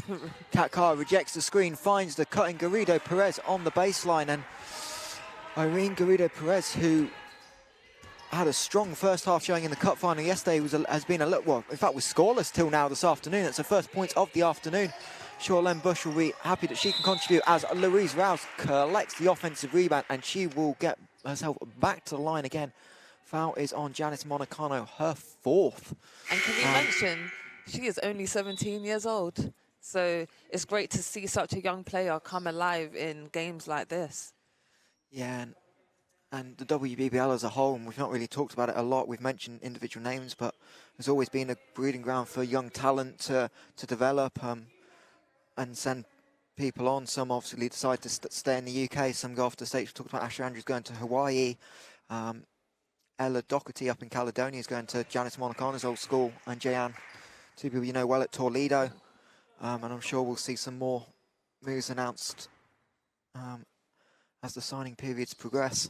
Yeah, as the time goes on, we do see more of our British players going off to America, and it's amazing to see that they're going to such great schools as well and playing in the WBBL, and hopefully they do come back as well after their college experience to bring some more high level to the league. Asher Andrews, three, looked good from where we were sat. We were right behind it. I think we were both ready to say it's gone in, but rimmed in and out. Beth Sarson at the other end, three is short. Louise Rouse, another rebound, caught under the rim. Can she get it up and over Kat Carr? Indeed she does, but can't hit the rim, and Sarson unable to keep the ball in bounds, and Suns will get back possession in this tie game at 45. And again, that's just the impact of Kat Carr, guarding a big under the basket, and just that veteran leadership to just stay up, and don't commit a foul, and force a tough shot. Oh, and Kat Carr hits the deck. I'm not quite sure how she got there, but she's able to pick herself up. Suns now 10 on the shot clock. Renee Bush and Asher Andrews on the left side of the floor, trying to work a two-man game. Renee's three is off, but Tiani Clark this time with the offensive rebound. Wanted the and one, not given by our referees. But the lead is back in the Sevenoaks Suns' hands once again. We've got 7:30 to go. Suns by 2 as Oakland try and work the pick and pop. Boris to the foul line, and Tiani Clark called for the reach-in. You can see why the referees called it. The only question that we can't see from our view or the replay camera was there contact? Tiani certainly didn't think so, but you can see as soon as you reach in and you experience with referees, you put yourself in the position of saying, well, look, my hand's there. 90% you are going to catch the arm. Exactly. I think it's better to just move your feet and get your body there rather than using your hands, because, like you said, for refs, it's just an easy call. Indeed, and Dorka Boris to the line. The Hungarian knocks both of them down, and we are tied once again at 47. And this game is certainly going to come down to the stretch, as we perhaps thought Melita coming in, it could come down to, obviously, Sevenoaks still trying to find their feet and having played last night, as Kat Carr up and under uncharacteristically misses everything, and Louise Rouse with another rebound. She is working on a double-double now, 8 points, 8 rebounds for the youngsters. Amari Carter. And that is a wonderful move. I love that. I enjoyed watching that one. Yeah, and such composure to get to 2 feet. And it's, I mean, coaches talk about it all the time, but how difficult is it to do mentally in the game to think, get myself on balance, 2 feet, and go up, instead of just taking the traditional right step, left step, and finish with a normal layup. Exactly. I think she is a hard player to guard because she has so much moves in her game. And changes for both sides as both coaches look to try and get towards a closing unit with 6.5 minutes to go. Janice Monacana on 4 fouls, back in for the Suns, along with Greta Uprus, who I think Melita rightly pointed out has really not been active on the offensive end for Oakland second half. Milligan hands it off to Rouse, driving left-handed layup is good, and Louise Rouse is the one that's really stepping up for Oakland's Wolves. Exactly. And they are back into a 4-point lead. Suns a little bit on the ropes right now, as Garrido Perez's free is off to the left, and Kat Carr steps on the baseline trying to save it. And if you're Coach Len Bush, what are you thinking right about now, Melita? Down 4, 6 minutes to go on the end of a doubleheader, and really not a lot going on the offensive end of the floor. Yeah, I think Len is lucky to have 2 vets who are able to figure things out. And then you've got Janice as well, who can definitely put the ball down on the floor. So I think he has a lot of trust in his players, as well as that we see their Oaklands not being able to get all of their shots in like I would have expected. So hopefully here they can convert this stop.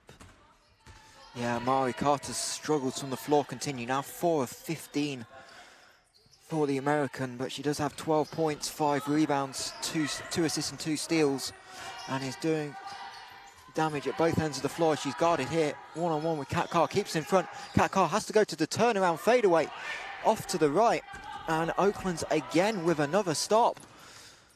And Carter's working the other end on Carr, blows by a left-handed layup is good. And if you can't get a jump shot to go, get to the rim. Yeah, I'm trying to stay composed here because that was a great move there. Tiani Clark answers back for Sevenoaks. Her struggles well documented first half, but has been a lot more efficient second half. And Melita alluded to perhaps Len wanting to go to the veterans down the stretch. Tiani and Kat certainly know how to close out games, and Tiani gets the gap down to 4 as we're now in the final 5 minutes of the ball game. Carter to Boros. Takes one dribble, pull-up is no good. Monicana knocks the rebound to Kat Carr. And here come the Suns. Uprus forces Janice Monicana into a travel. And really smart defense. Saw Janice with a little bit off balance and the catch closed the airspace. Janice tried to get around and in trying to do that was too busy moving her feet to get the ball on the floor. Yeah, I think Len needs a timeout here. I think to just gather the player together. Here we can see on the replay, Janice trying to get around, like you said, but Uprus did have her position set. Yeah, and the referees maybe could have called a blocking foul, but the way they've let this game roll, especially in the second half, we've not seen a lot of fouls apart from at the rim. You can understand why they called the travel, and Janice really didn't have an argument there as Amari Carter with the ball in her hands once again, working this time on Tiani Clark, is fouled and will go to the line. Lee Ryan at half court trying to get the call, and indeed it was already on the way. Amari Carter back to the line for the 3rd time in the 4th quarter, and the 1-2 punch. Point guard and big doing the damage for the Wolves, who have a chance to go up 6 with 4:20 to go. Yeah, Carter here is coming alive now. Finally, her shots are getting in. So I think they're going to keep going to her, and hopefully she keeps taking these shots and puts Sevenoaks under pressure. Yeah, for sure. As second one rims out, Kat Carr will pull down yet another rebound. She's now up to 14 rebounds in the game, and an outside shot of a triple-double. She's 8.7 assists so far for Kat, as Janice thinks about the 3, toes the line on the 2, but Tiani Clark loops around the back and will have the ball fall in her hands, and as easy as you like, put it in, and suddenly it's a 1-possession game as Oaklands try and connect on the back door, but Carter cannot find Uprus.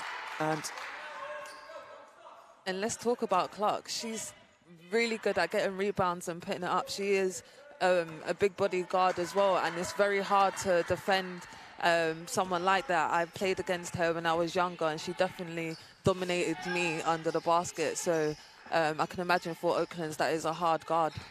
Renee Bush catches the ball at the top, hands it to Garrido Perez. 2-9 game on the weak side. Carter making Tiani Clark's life tough. Gets her hands on the ball and comes up with a steal.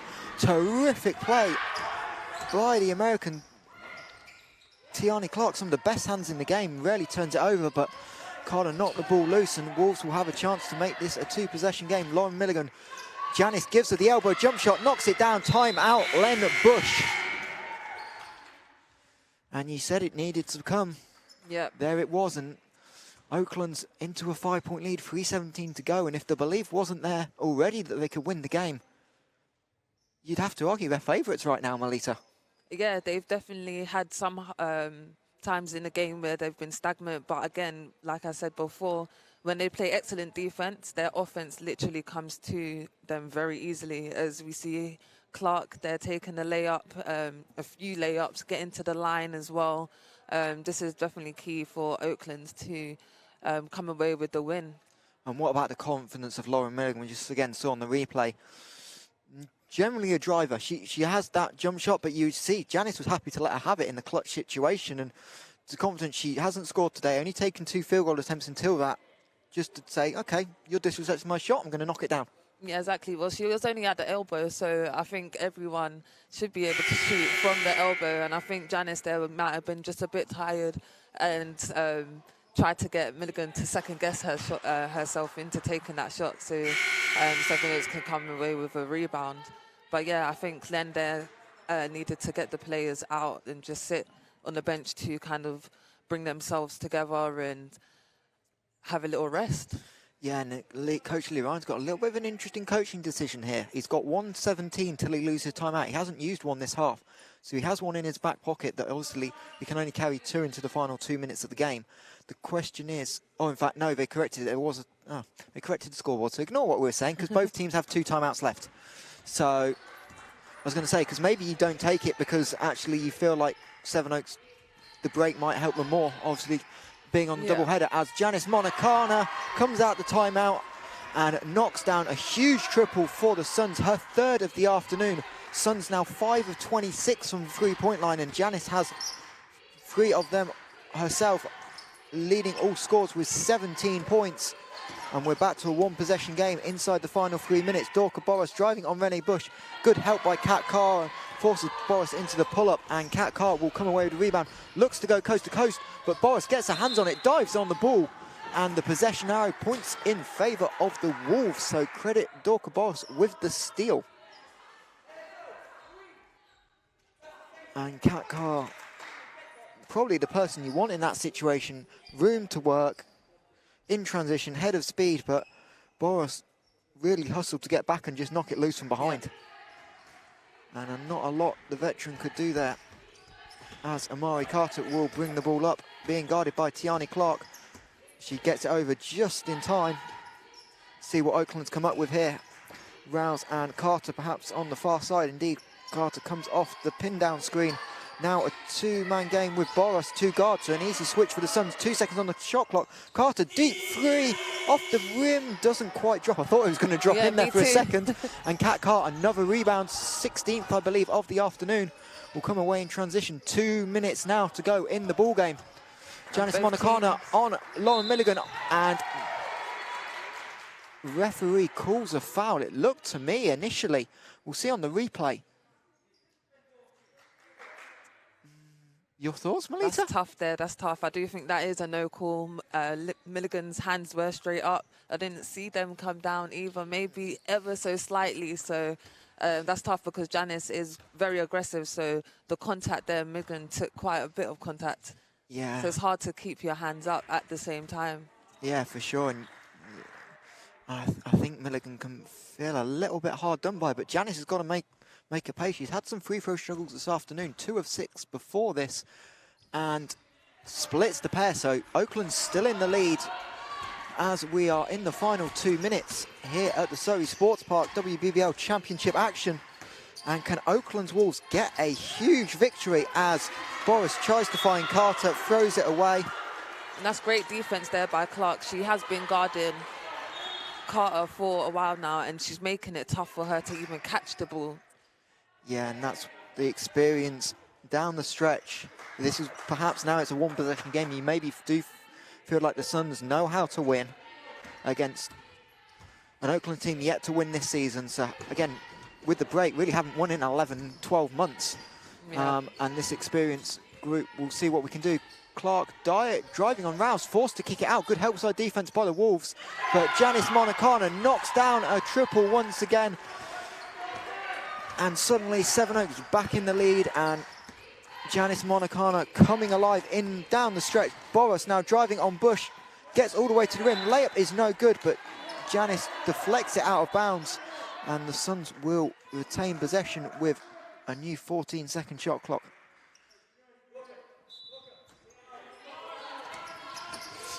Nearly too much on the pass, and we'll see if Wolves can free up Carter. Offensive foul on Lauren Milligan on the screen. In fact, no, they called it on Louise Rouse, so that will be her 4th.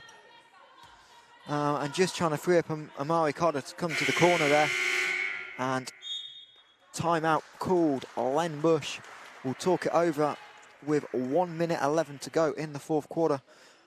And there was some talk yesterday, Melita, about Janice with an outside shot at MVP, even though they lost because of the way she played. I don't think you can argue if Suns pull this out, the game MVP tonight is going to Janice. Yeah, she's scored 4 3-pointers. She's been aggressive. Although she struggled at the line, the fact she's getting to the line is great. I think Oakland's here, you know, Sevenoaks are on 4 fouls, so Oakland's need to be aggressive in this final minute to secure a win here. Yeah, for sure. And it'll be interesting to see what Len Bush does. Does he advance the ball?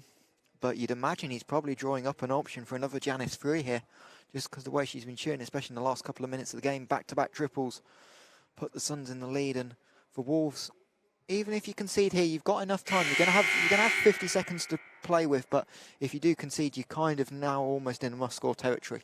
Yeah, exactly. If I was Oakland, I would definitely try to get quick shots just so they can have a chance to rebound the ball and get a second opportunity or third opportunity. Indeed, and both teams coming out of their timeout huddles, respectively, on the far side of the court. Oakland's, of course, had a chance to beat Newcastle in their opening game of the season.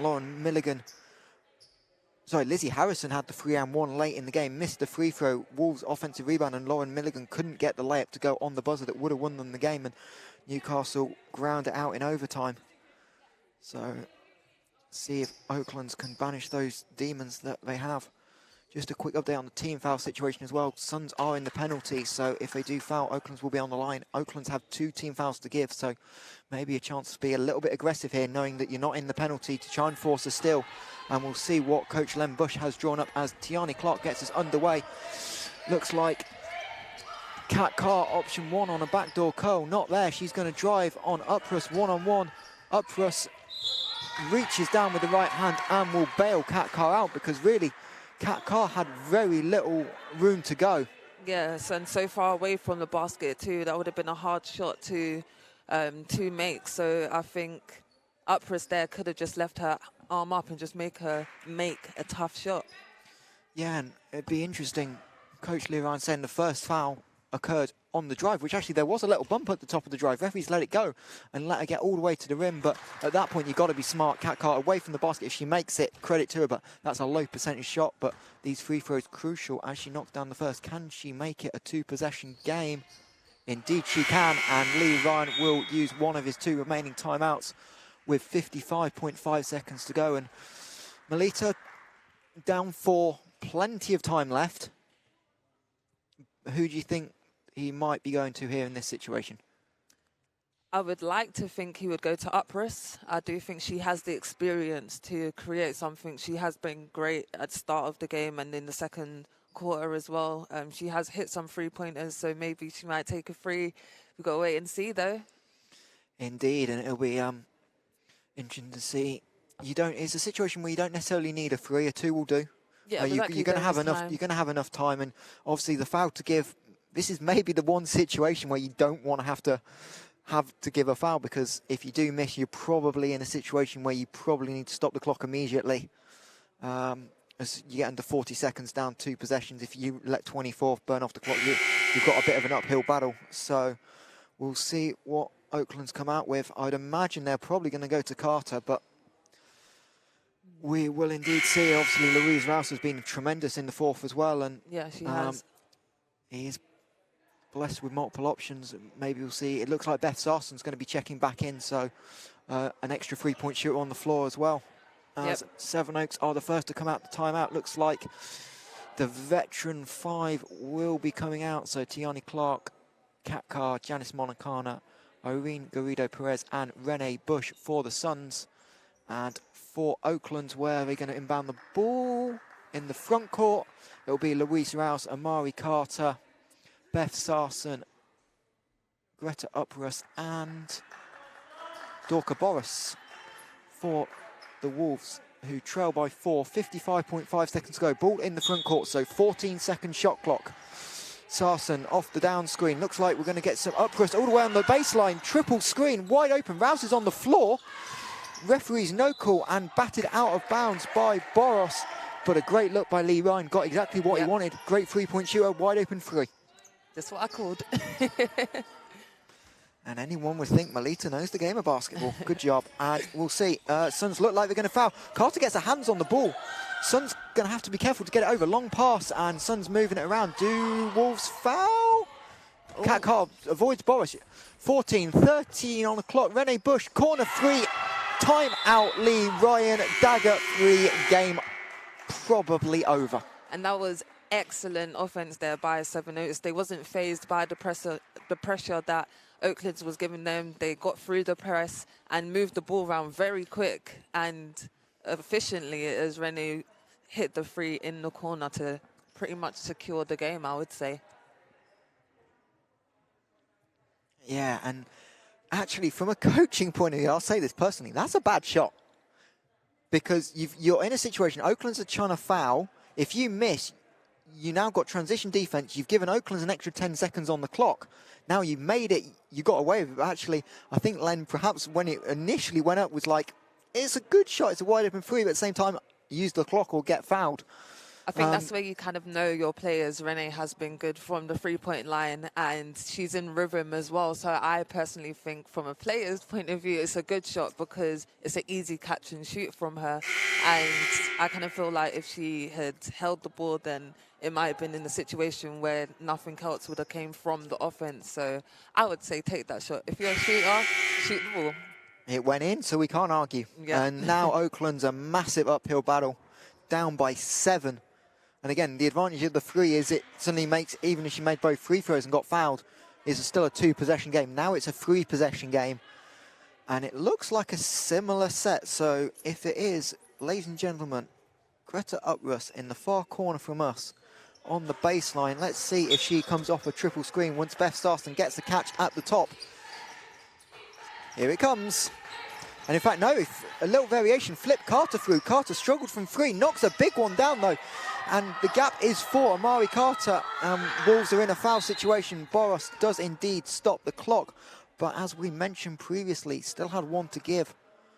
And if that is Boris's 5th foul, which it is, she is done for the game. Dorka Boros, the Hungarian, finished with 10 points, 4 rebounds, and has done a really nice job of just getting on the defensive end of containing drives as well. She had a lot of times where she was isolated, but she will be done, and Oakland indeed do foul to stop the clock, and it will be Rene Bush to the line, which is probably the one person, if you're Len Bush, you're most confident in. Yeah, I don't think they had any other option there, but I think they should have denied her the ball straight so she doesn't catch the ball so they can pass it into someone else who is not as a higher percentage free throw shooter.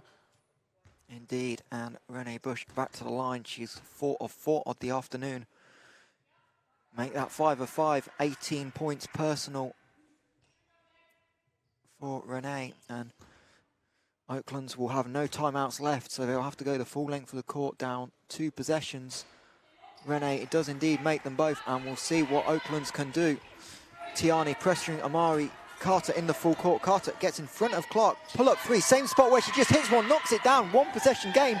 Steal! And the steal! Oh, nearly. And Amari Carter got the ball in her hands, but was just a tad too close to the sideline. Len Bush has a timeout. Does he use it? We will... No, too late. He went to do it, but a little bit too late, so they'll have to get the ball in. Carr is struggling, finds Monicana. Ball back to Carr. Clark, Oakland's nowhere near her, struggling to foul, and Beth Starston does eventually commit the foul. Oakland say lost about 5 seconds there, but Amari Carter nearly with the play of the season, back-to-back threes and a steal. If she'd come up with that and made the corner 3, that would have been... What a comeback. She struggled from the 3-point line pretty much throughout the whole game, and she's literally hit 2 in a row, so that's amazing for her to keep shooting the ball, you know. I guess that comes with the experience that she has.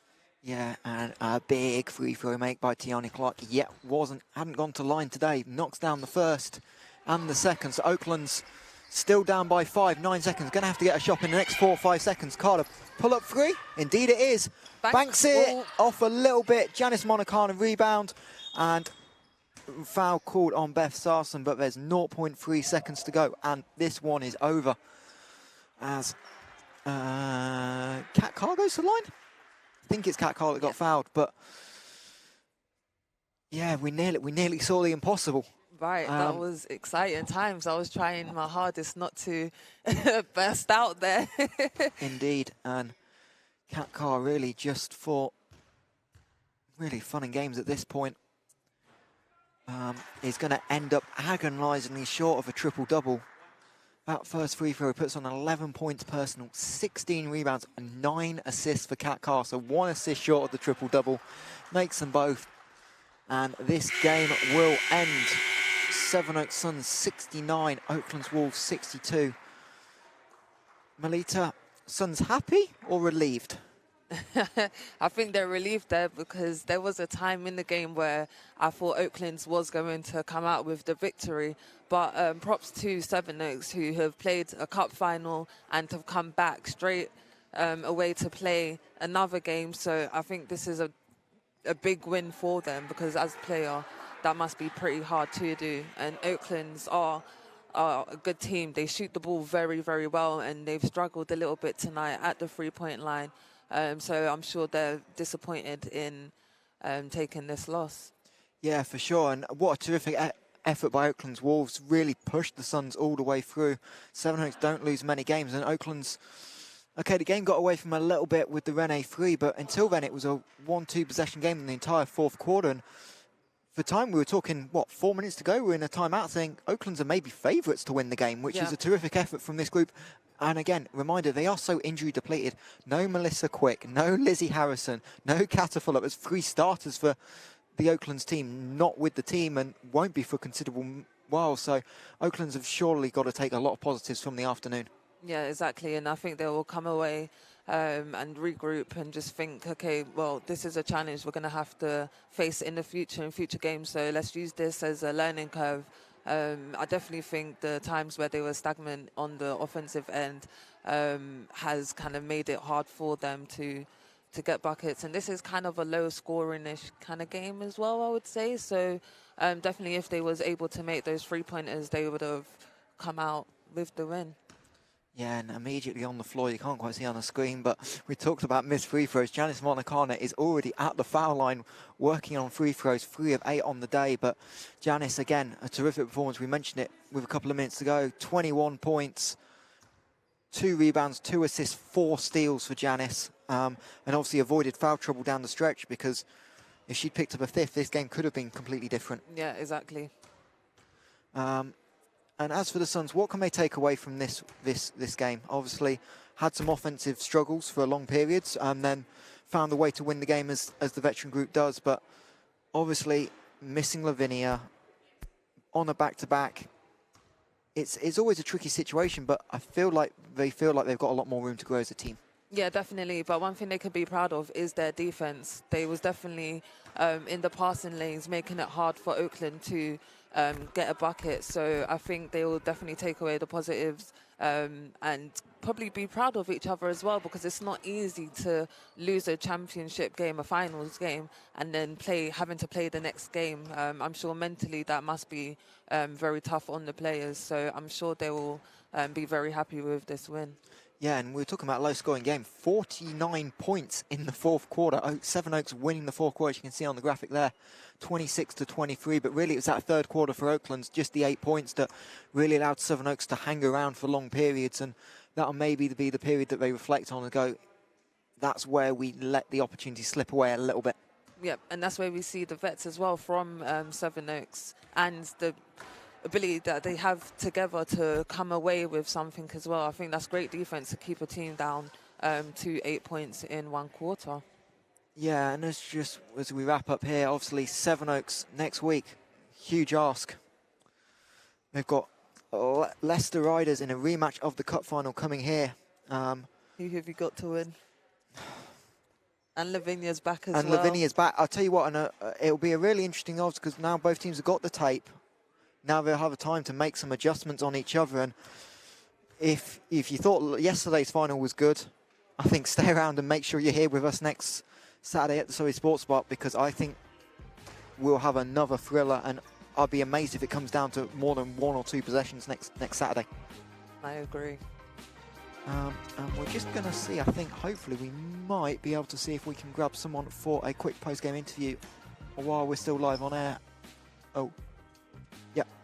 Cool, so we're just going to grab someone, so just stay with us for 2 seconds. We'll get a post-game interview organised with someone from the Sevenoaks Suns camp.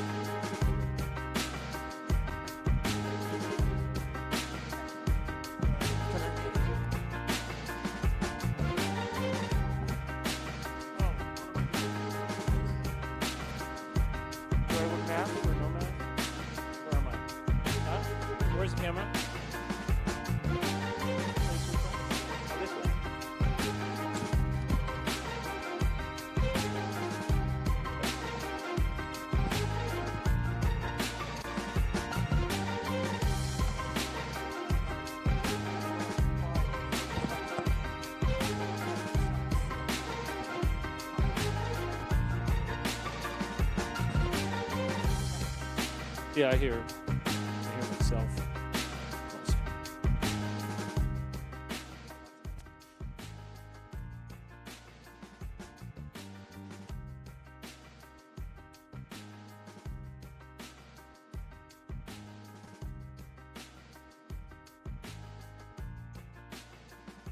Sports Park here with Coach Len Bush after a 69-62 win. Len, on the road yesterday, got back late. Was it just a case of just grinding out and just finding a way to win at the end of the game? Well, that was the hope. There was no guarantee that we were going to pull it out, but through the years, we've had lots of tough games. Teams play well against us, and sometimes we forget that we have to play at a high level of intensity to win games. Like, we're not just going to show up and win. That could have gone either way. I'm thrilled we came through in the end. Had a timeout and told Janice, you have to let it go. If they're not guarding you, you have to shoot it. And bang, three-pointer was big down the stretch. Yeah, obviously he had three. He struggled from the three really all day, and then Janice hit the two back-to-back, and then obviously Renee took the one in the corner, which was huge and put you up 3 possessions. And obviously after Melita nearly tried to heroically save the game, that 3 was huge just to get to that 3rd possession. But just talk about Janice quickly. Obviously, international break, came back strong, had a great performance yesterday and was able to back it up today. And really, when your offense has struggled over the last really 24 hours, Janice has come up in big spots for you in both games.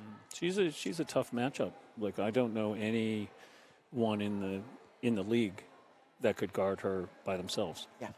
So if we can create situations for her to get an open, one-on-one situation, she's going to score. Yeah, and then defensively, obviously, must be relatively happy keeping them to 61. Really, it was the 3rd quarter where you made a big impact, holding Oaklands to 8. Obviously, the game got away a little bit at the end, which maybe extended the score.